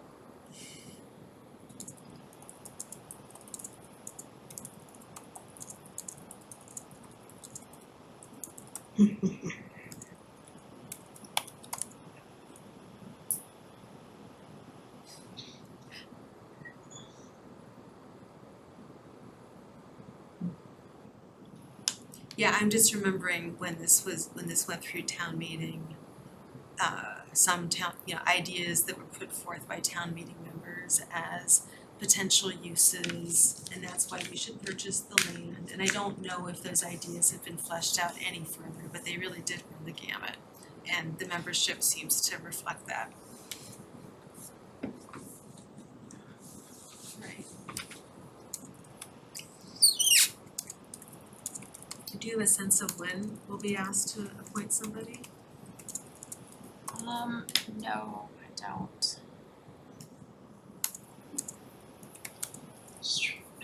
You can assume the October timeframe since they're gonna start in December. Oh, right, yeah, it's not Really? until December. you probably have a couple of months to like figure it out. Let me see. Let me just make sure I'm doing what I was asked.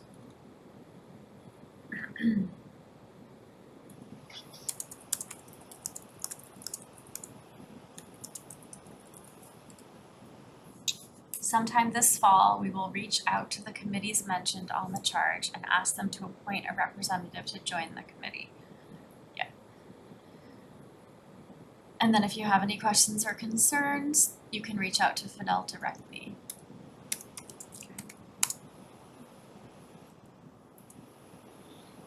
Reach out to who? Sorry, our Fidel. town manager.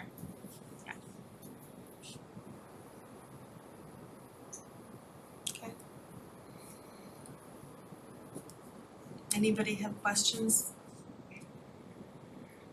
Not yet. Yeah? No.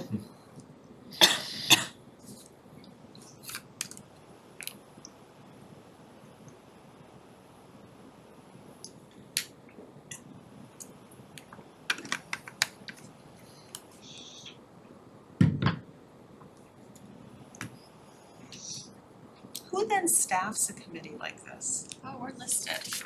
Oh, there we are. No, the staff are Yeah. all listed. All right.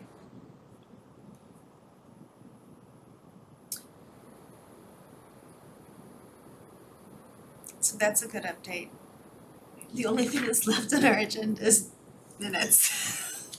Oh dear. A lot of minutes, but are there any other topics of conversation? Yeah, this made me think about the water tower site.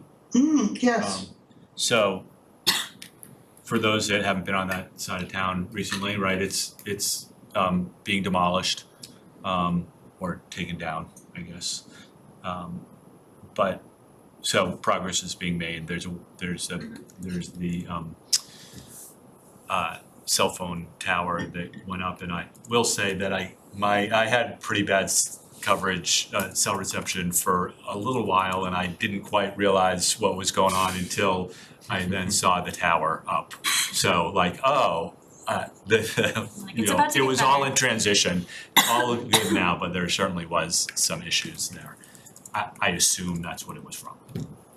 Can't confirm or deny, but the two things happened at the same time.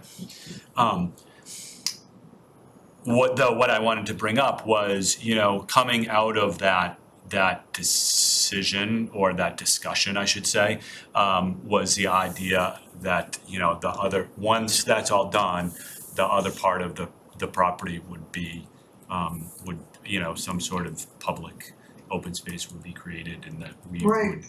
this board would be sort of involved in helping guide what that process would be. After all, we are the planning board. Yeah.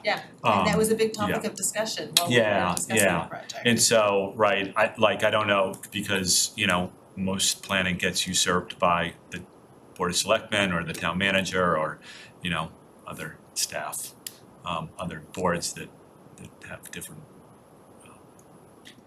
backgrounds. Anyways, you know, I don't know how we should move that forward. I assume that that's something we'd want to do with recreation, with the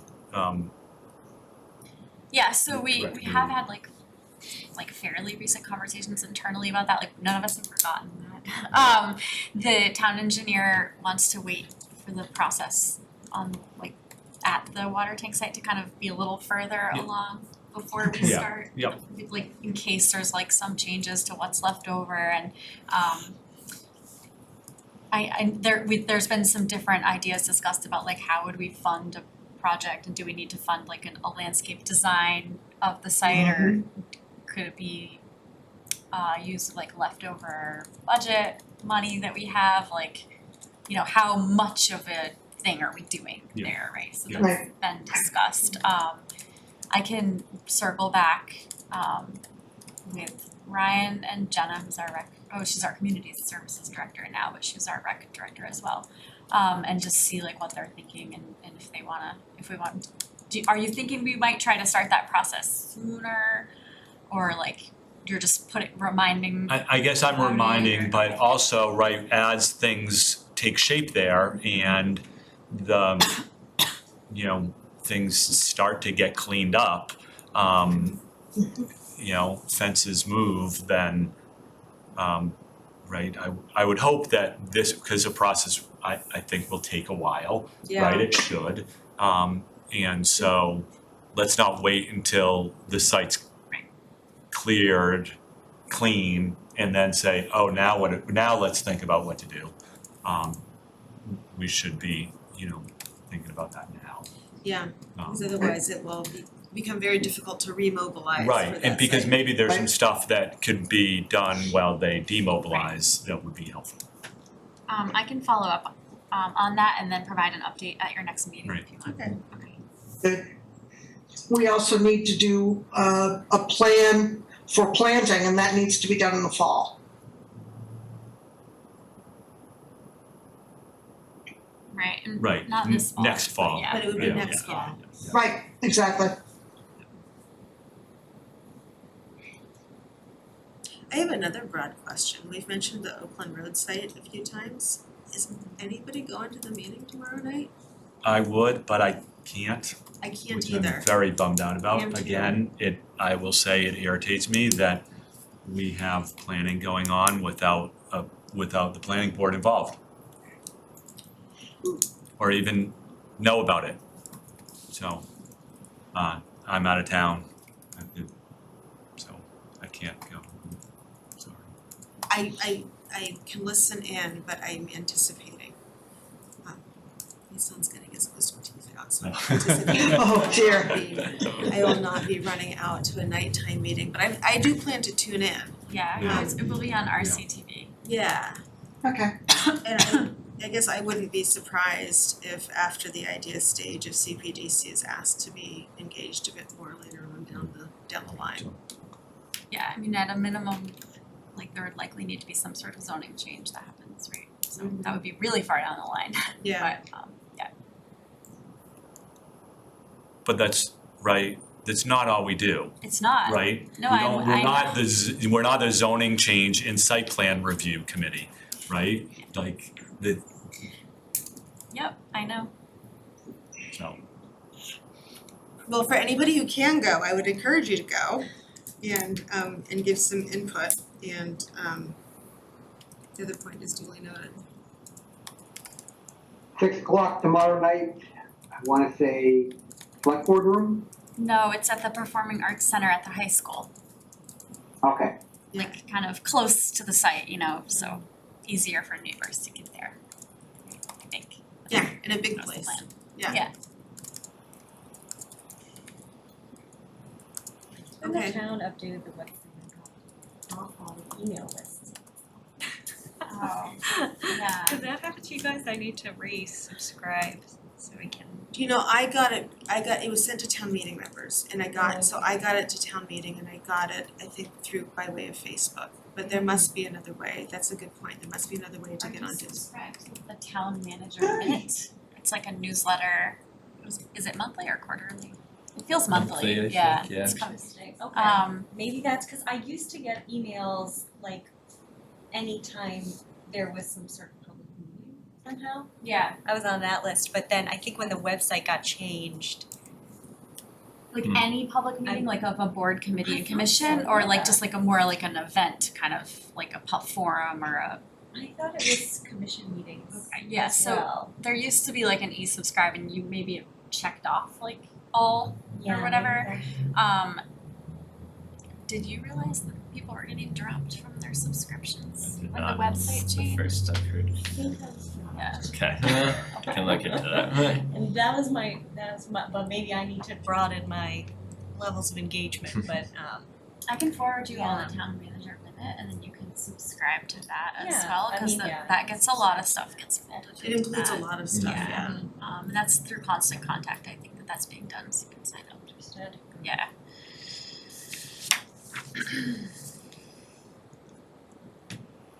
question, Julie, while we're going over this stuff. Is moving DPW garage dead or is it still on life support?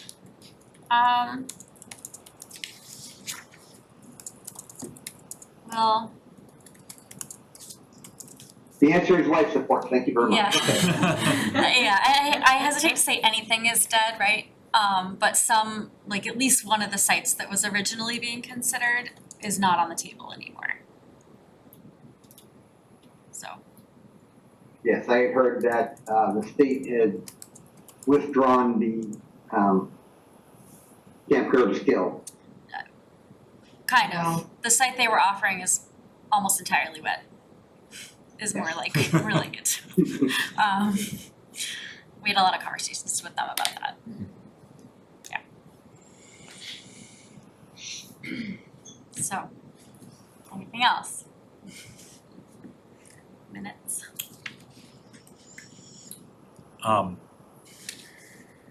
The, down on Haven Street, the Pocket Park, right? For those that didn't see Oh, it. yeah, Yeah, it's nice. it's cute, and I've gotten a lot of compliments. Yeah, it came out really nice. Yeah.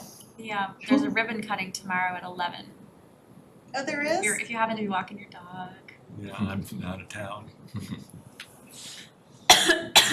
Yeah. Yeah, it's cute.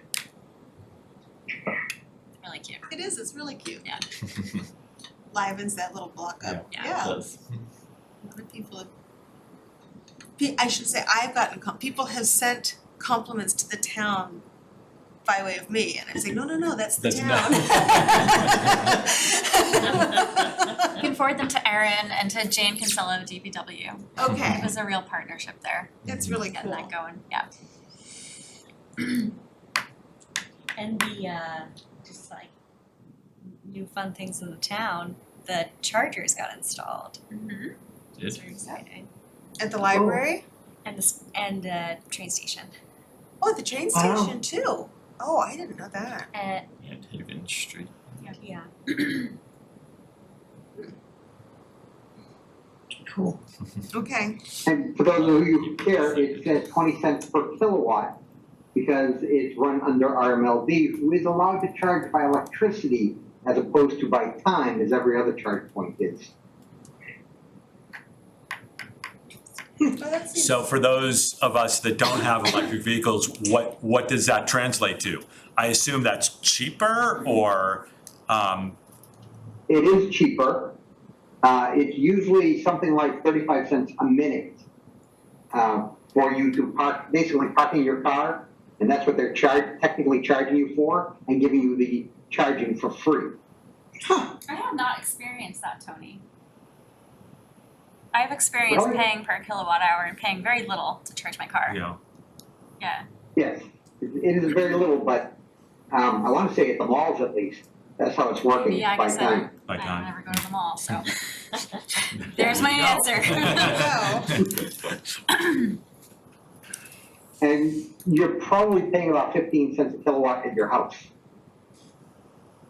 Yeah, I don't do it at my so house it's either. a little bit more. Yeah. If you get 3 miles per kilowatt, you're paying a little under 7 cents per mile. If you have a car that gets 30 miles per gallon, you're paying $5 a gallon of gas, you're paying, 12 cents per mile, so it's a savings.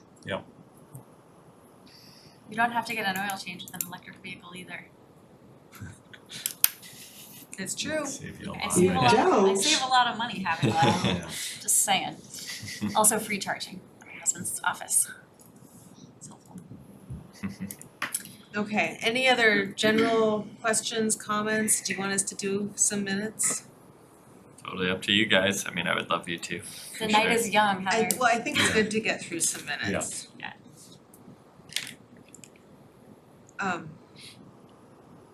Cause we're way back on December. Yes.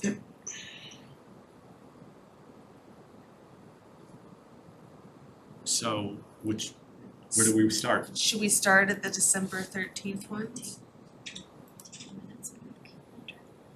Should I close this one then? Uh, Yeah, yeah. right, okay. I should It says this one is from- wait, It's 12 pages. and then if I hit save, I'm gonna overwrite yours. No, you will save that. Sure. Yeah, mine's saved as a different one. Oh, okay. I think should be. So we can combine the two. Oh, great, so I'll open the AM. Yep. Okay, and I'll just add to that one. 12, 13. Next time, tell me to close them.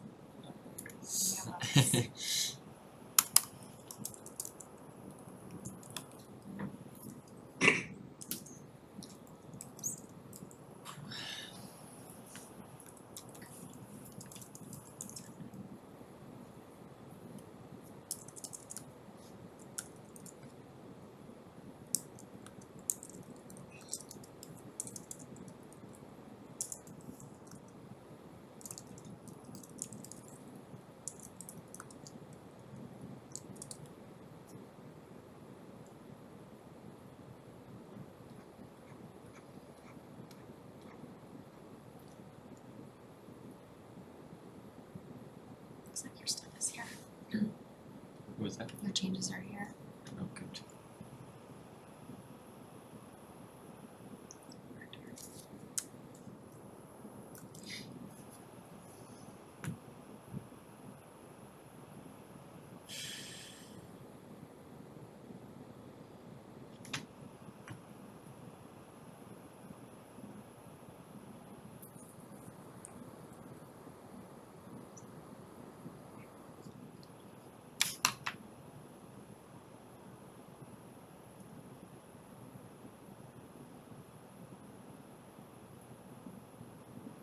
Goodness, I hurried up.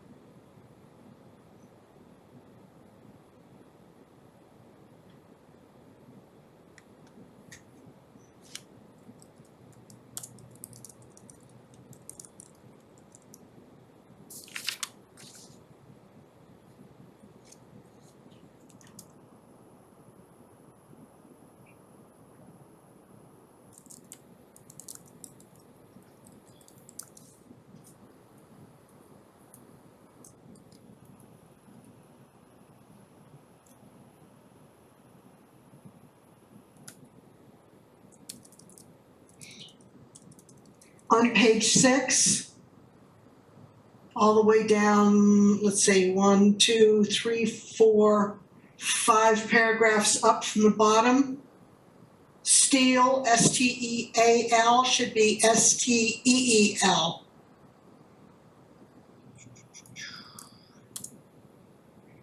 Did you find it?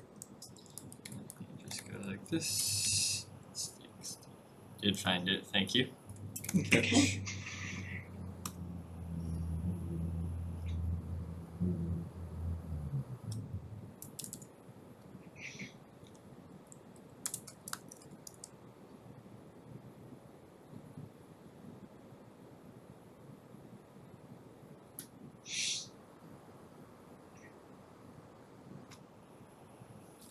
On page 9, there's a little typo. In the 1, 2, 3, 4, 5th paragraph, where it says in the middle, Mr. Ollinger said his understanding is that it targets new gas lines, not buildings using existing gas lines. Buildings should not have an apostrophe. Gotcha.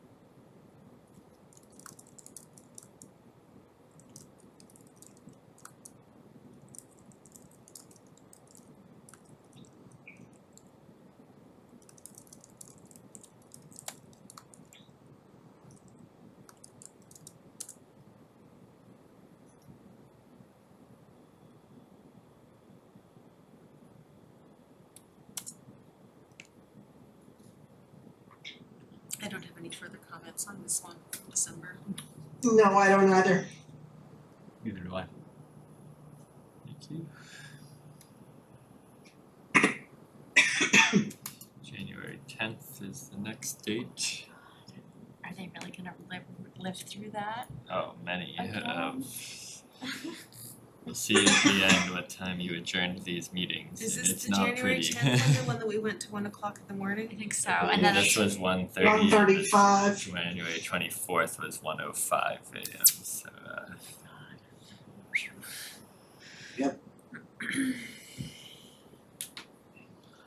Should we take a vote on 1210 while we've done it? Just give me 2 more minutes. Okay. Oh, I apologize. No, it's okay. I should have done it in advance like last time. I'm slow. just can't let that one go, you know, I'm just gonna keep living it.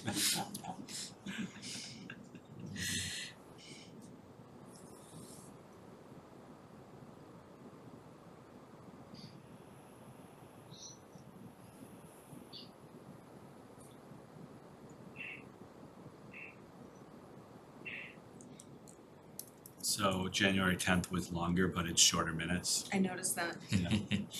Maybe we were more Is it cause we left some Talking in longer circles. longer periods of silence, talking in circles. I'm gonna guess that's more of it.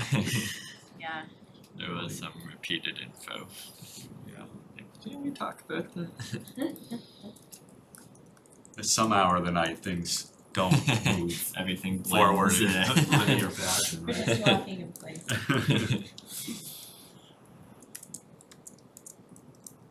Okay, I'm fine to vote on the December one if others think I was the whole last one. Or if we wanna wait, I don't know. Why don't you move on that one? Okay. Move to approve the CPDC meeting minutes for the meeting on December 13th, 2021. Second. Okay, we'll do a roll call vote. Pam, Yep. Tony, Yes. Katrina, John, Yes. and Heather, yes. Okay, one down.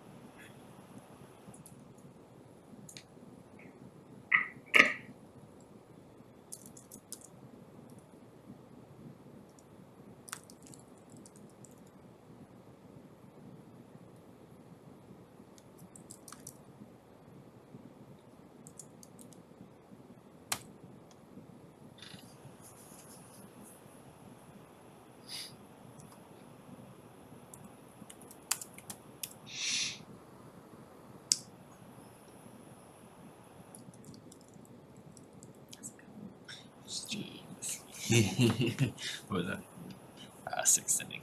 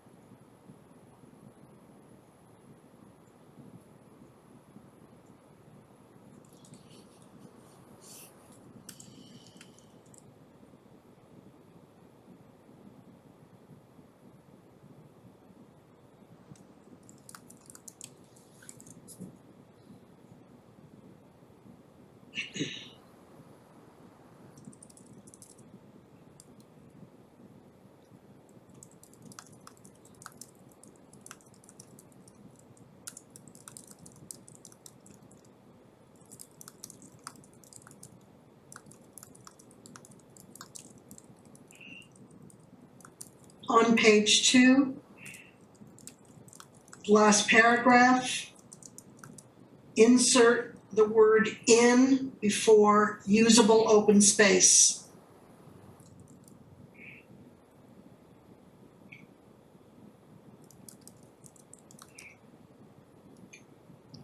Did you find it? I did, thank you. Okay.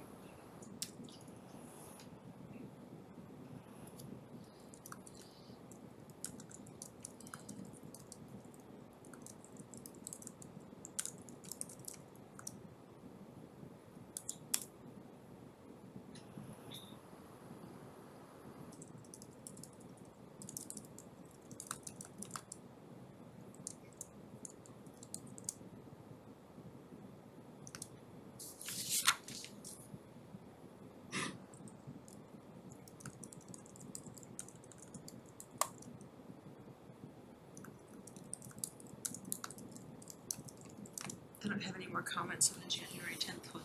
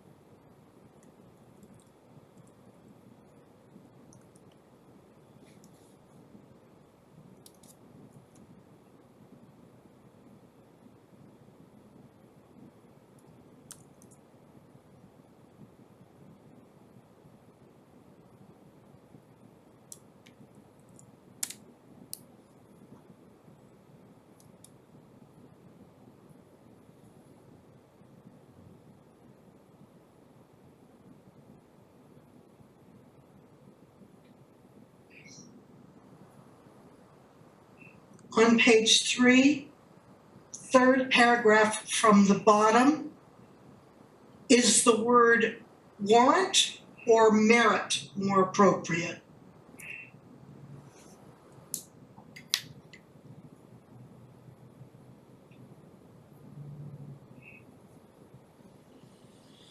I like that. Is that okay? Yeah. Okay, Thank you. no problem.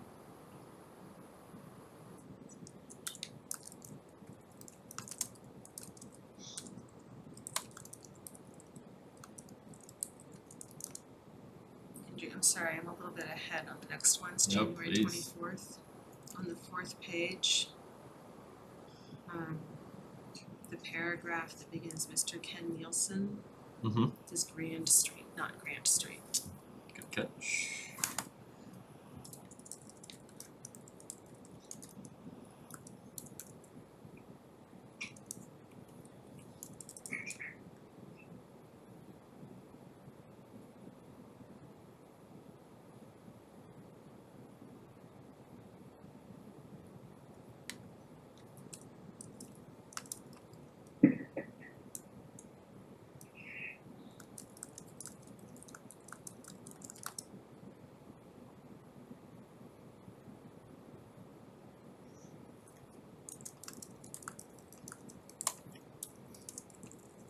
Last paragraph on page 3. Insert the word should, so it should be suggested public spaces still be explored. It should still be explored. Am I being too nitpicky on these? Be as nitpicky as you want, it helps me get better.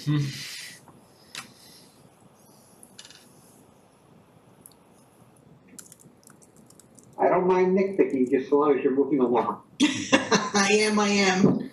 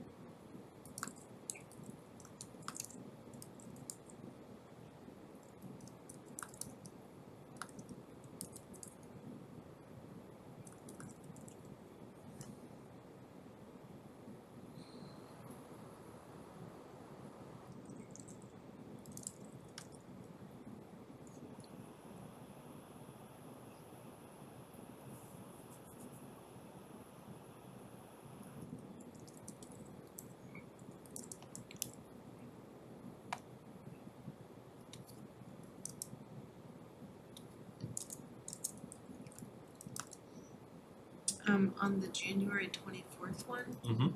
page 8, there's something highlighted that looks like it's an incomplete part. Oh, it's like the same discussion, I'm just editing in the minutes for today. We were talking about the floodplain overlay district. Not this amendment. Is it the next motion? Does the next motion say that? Yeah, right here it does say. No, it doesn't say that, it says just closing the hearing, it doesn't say not taking it to town meeting. Right. But that was what, this probably was the meeting that was to set. Yeah, Well, I think it was, cause it was just about the last date to just. yeah, I mean, we know the I reason. watched this video and I don't even remember Maybe it was discussion on just it. they kept the hearing open. I think they kept they decided not to move forward if the maps weren't coming, and then this is the meeting where Right, we knew that, and so they just closed the public right, hearing. that's what I'm thinking. Right. It can fill that blank in. I have some text right here. Just telepathically send you. Is this something where you wanna hold off till the next meeting to fill that blank in before we vote to approve it, so we have it there? That is probably for the best. Yeah, that's probably what we should do, right? Yeah. Okay, so everybody skip January 24th, but read it before the next time, so we've got it Probably right.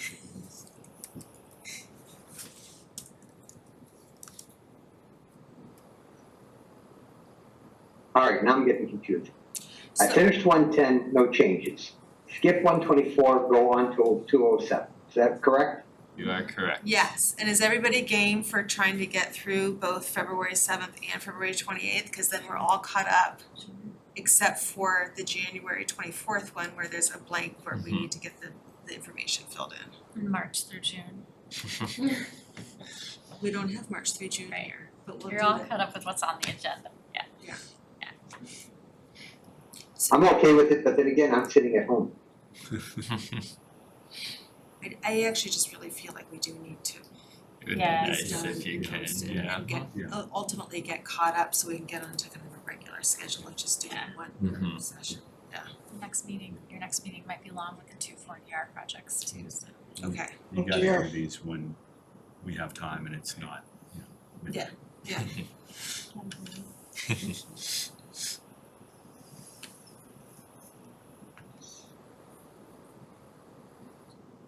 I'm good with the 10th.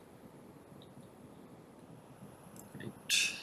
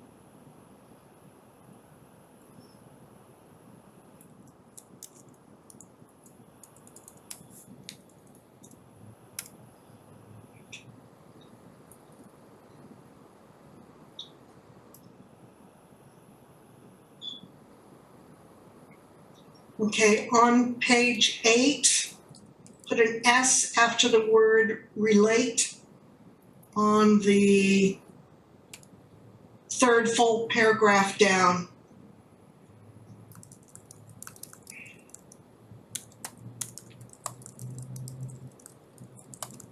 Did you find it?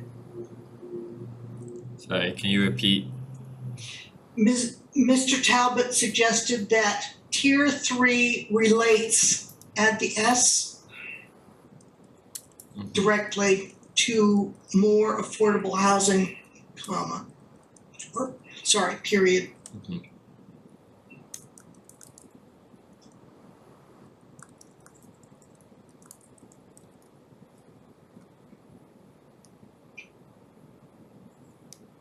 Did you find it? Yes, thank you. Okay.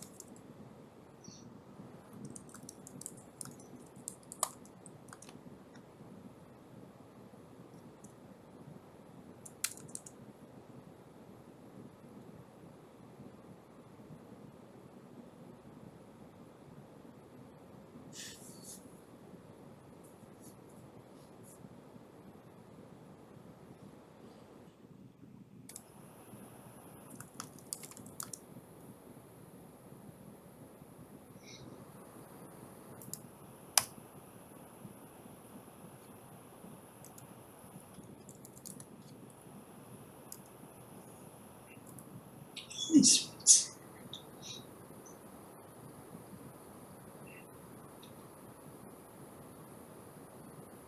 Come on.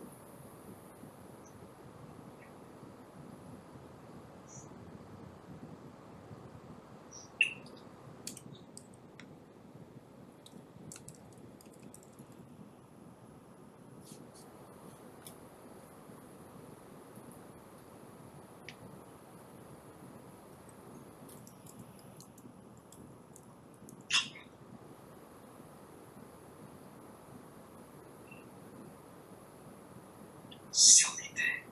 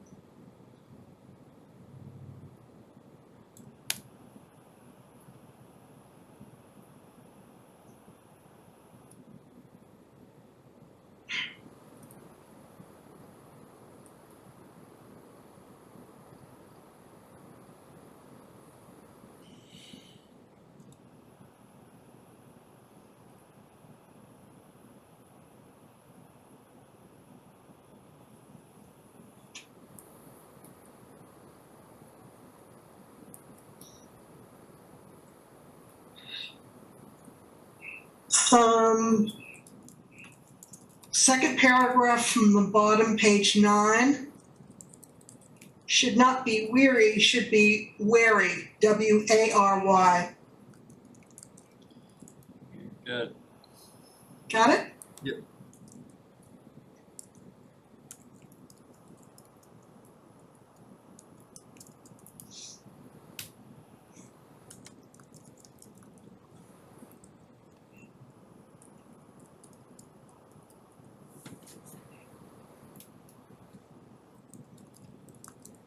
So are you on the 2.7, Andrew? Yep, shout them out. Okay. page 5, third paragraph. Yep. Mr. Durez will clarify the lighting outdoor deck will be on even when the restaurant is open. Shouldn't be closed.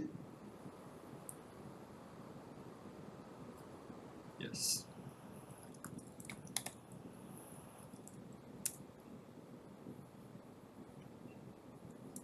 Thank you. You're welcome. 2-7, page 6. Second paragraph says should include a grease trip. Should be trap.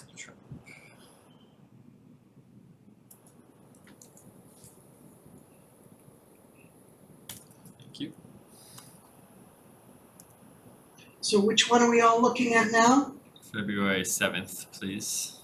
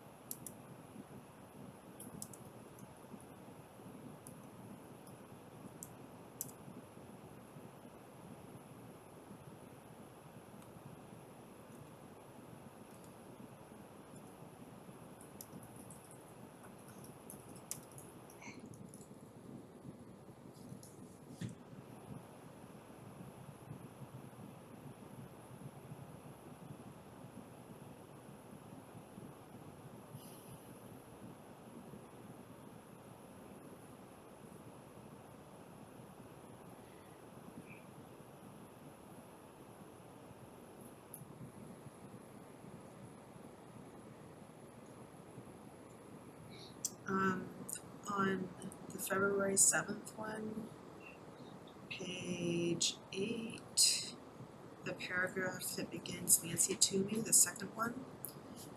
Are you there?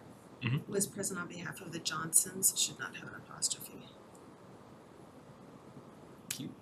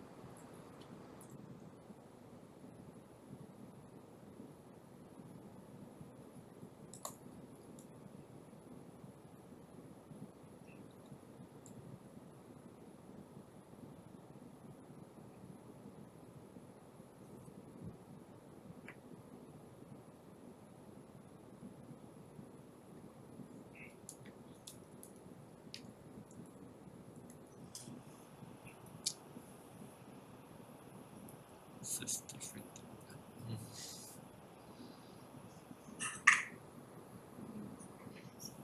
Amended it. It says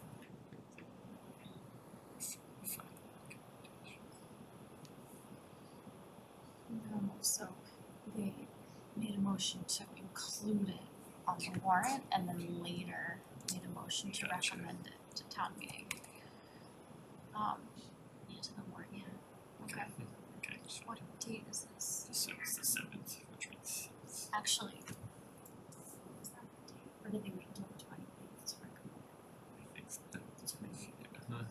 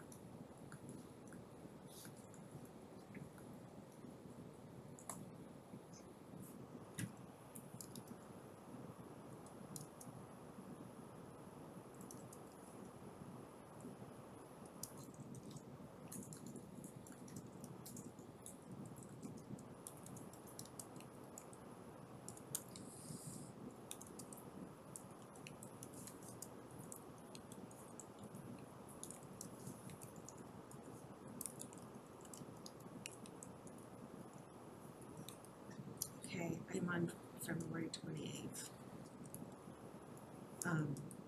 Page 2. Third paragraph, Mr. Ollinger noted that the project's floor area ratio.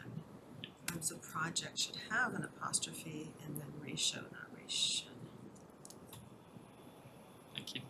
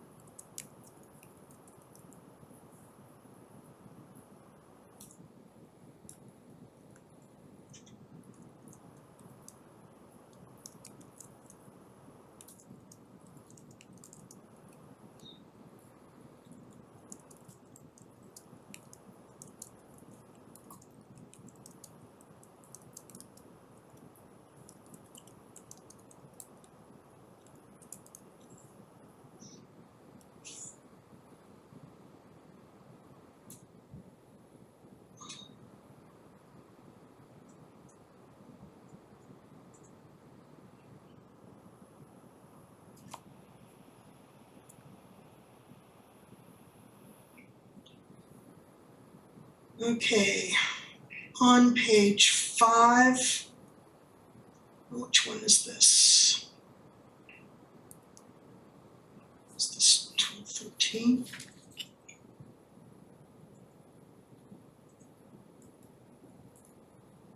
On 2.7,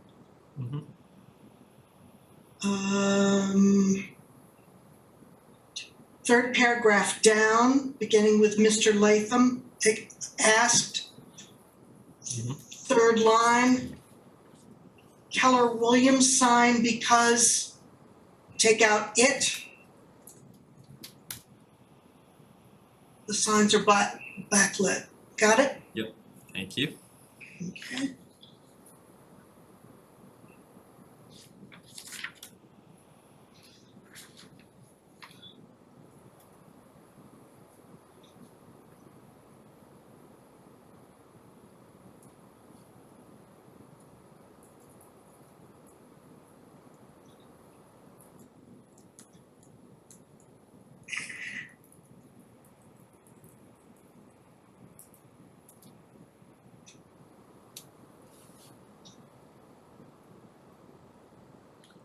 Do you know how many square feet is in front of Reading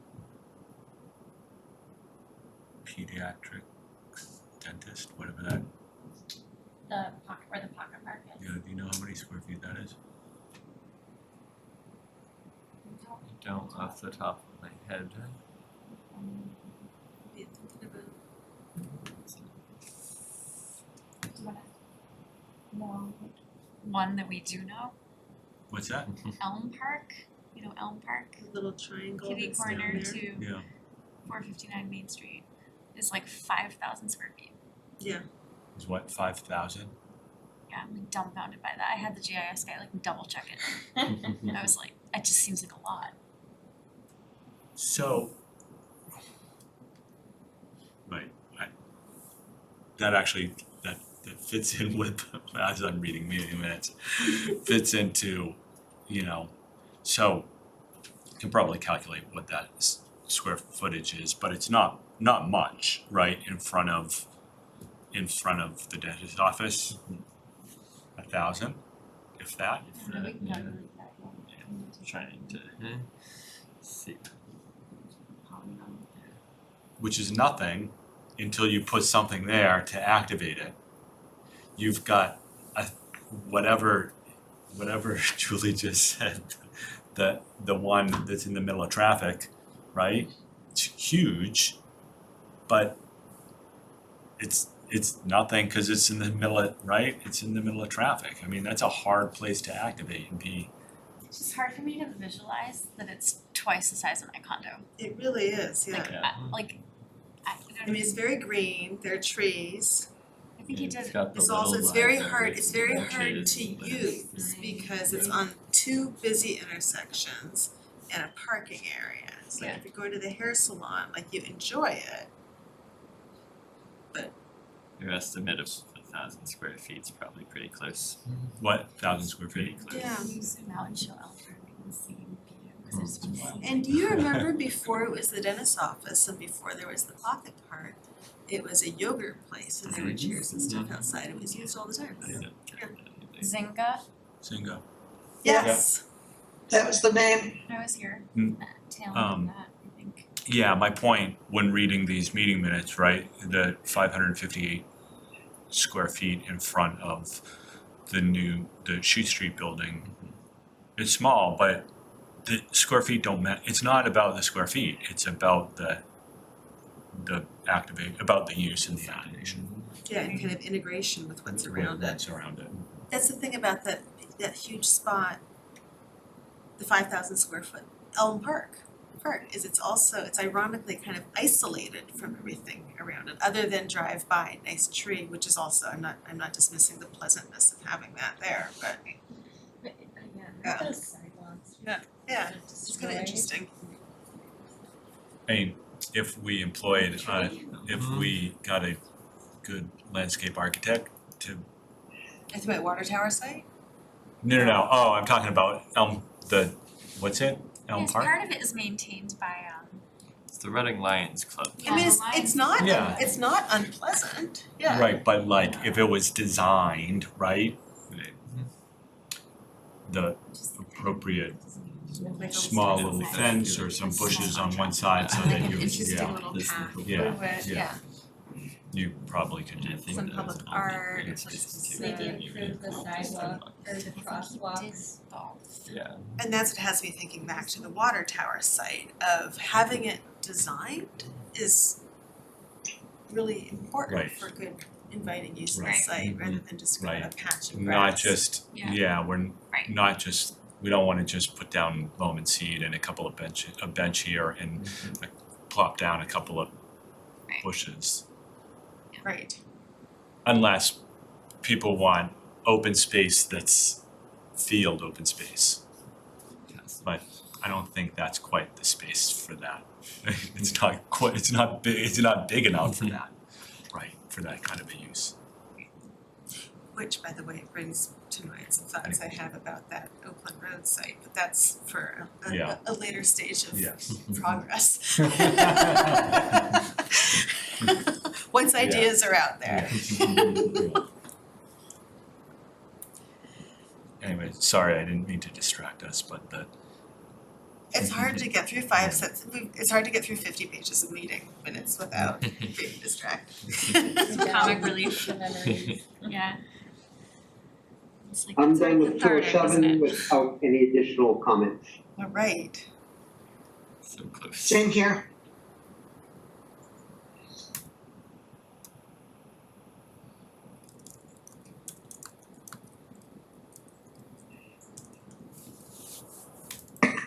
Are we doing 228? Yes, we are. Yes. We're doing them all, except for January 24th.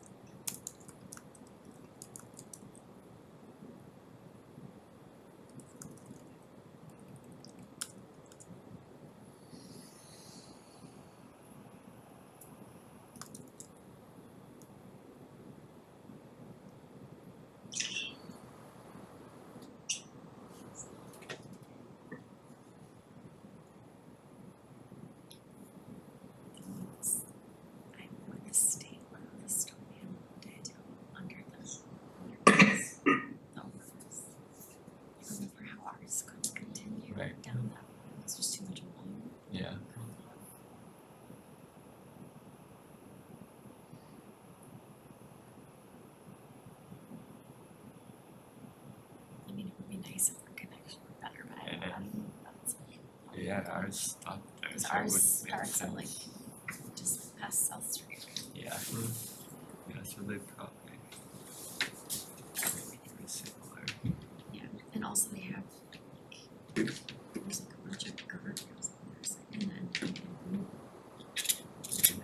that stuff too. Yeah. Or leave it and start the road diet further.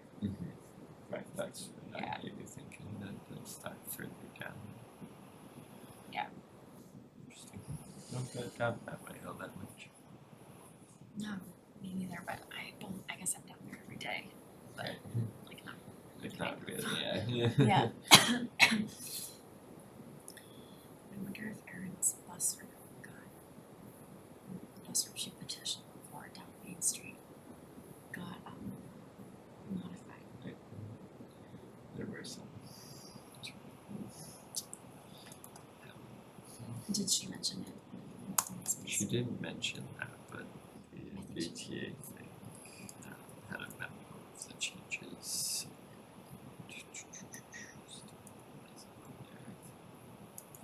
The email we got, like, yeah.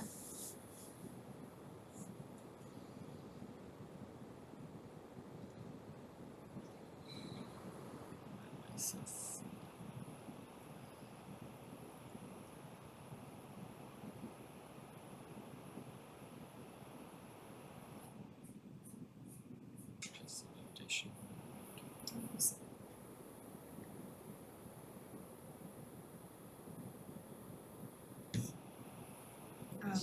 I have a little typo Mm-hmm. on page 9 of February 28. The fourth paragraph down, where it says Mr. Durezza found that if the entire 0.5 mile radius just needs a space between 5 and a mile.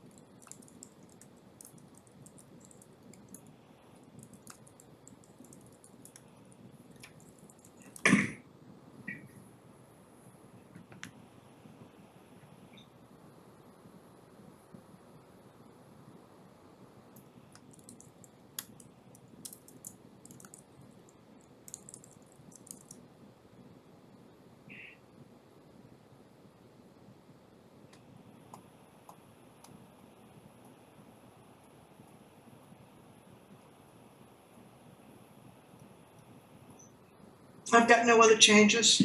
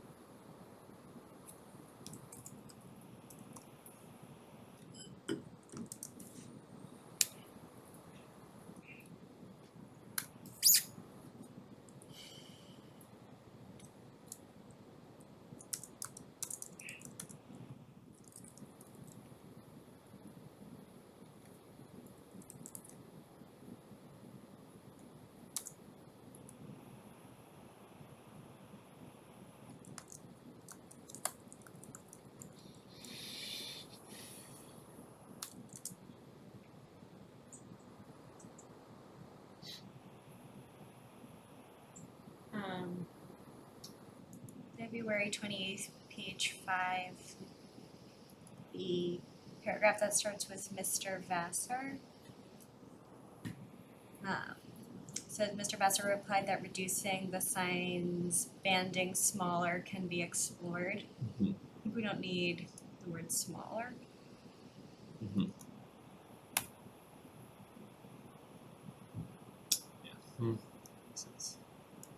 Thank you.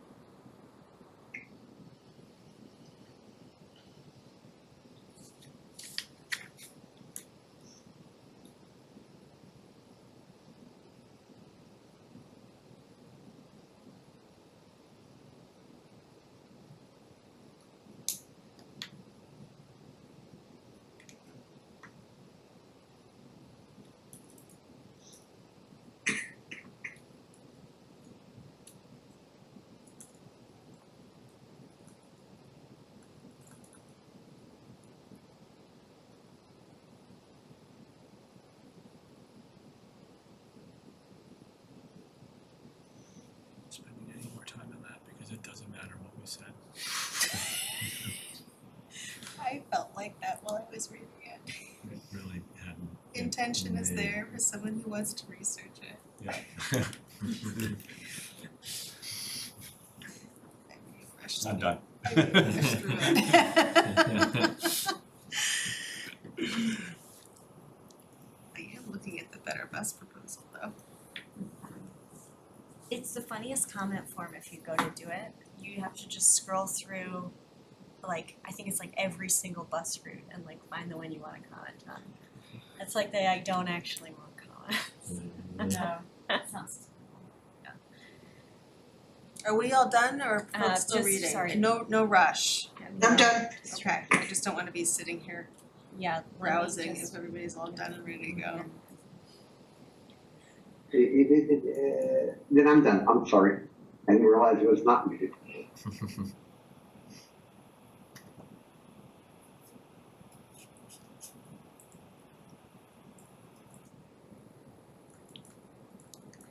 Okay, should we go through, I think we have 3 more to literally approve. Okay, Okay, I motion to approve the CPDC meeting minutes for January 10th, 2022. Second, okay, roll call, Pam, yes. Tony, Yes, Katrina, Yes. John, Yes. and Heather, yes.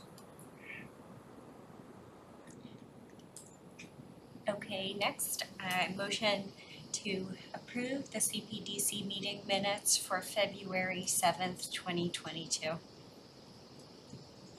Second, Okay, roll call, Pam, Yes. Tony, yes. Katrina, Yes. John, Yes. and Heather, yes. And motion to approve the CPDC meeting minutes for February 28th, 2022. Second, Okay, roll call, Pam, Yes. Tony, yes. Katrina, Yes. John, Yes. and Heather, yes. Great. There we go. Awesome, you guys are the best. Yeah, great job. Said everything. Great job. Great job. Okay. Any other business? I was just thinking, I got word today that Lafayette historical marker has been delivered and that they will be planning some cool. sort of unveiling in that's August. neat. Yeah. Okay. I was wondering, I was literally thinking of it as I was driving by today, wondering, I gotta reach out and find out what the status is, and then I got an email. I was wondering about it as I was Yeah. reading the minutes about the other signs there. Yeah. Well, that's neat. Yeah. Okay. Anything else? Do you have a copy of the new 40R? Or is that? Yeah, no, I can send you the certified copy that was sent to the Attorney General's office. It's not officially it's not official until the Attorney General's office approves it, and then the DHCD gives us the final. But if we did get a new application, and it would be official in terms of we would have to apply it. Right. Yeah, there's all those moving targets and kind of legalese around that, but Yeah, I guess since we don't have the Yeah. application, it's not a rush for me, but I was curious. I can send it to you tomorrow. How it See turned it. out. Yeah. Yeah, yeah. yeah. Yeah. I can send that. I'll send you guys the town manager minute as well. Oh yeah, I just opened up a tab for this. I was writing this to myself, all these pages.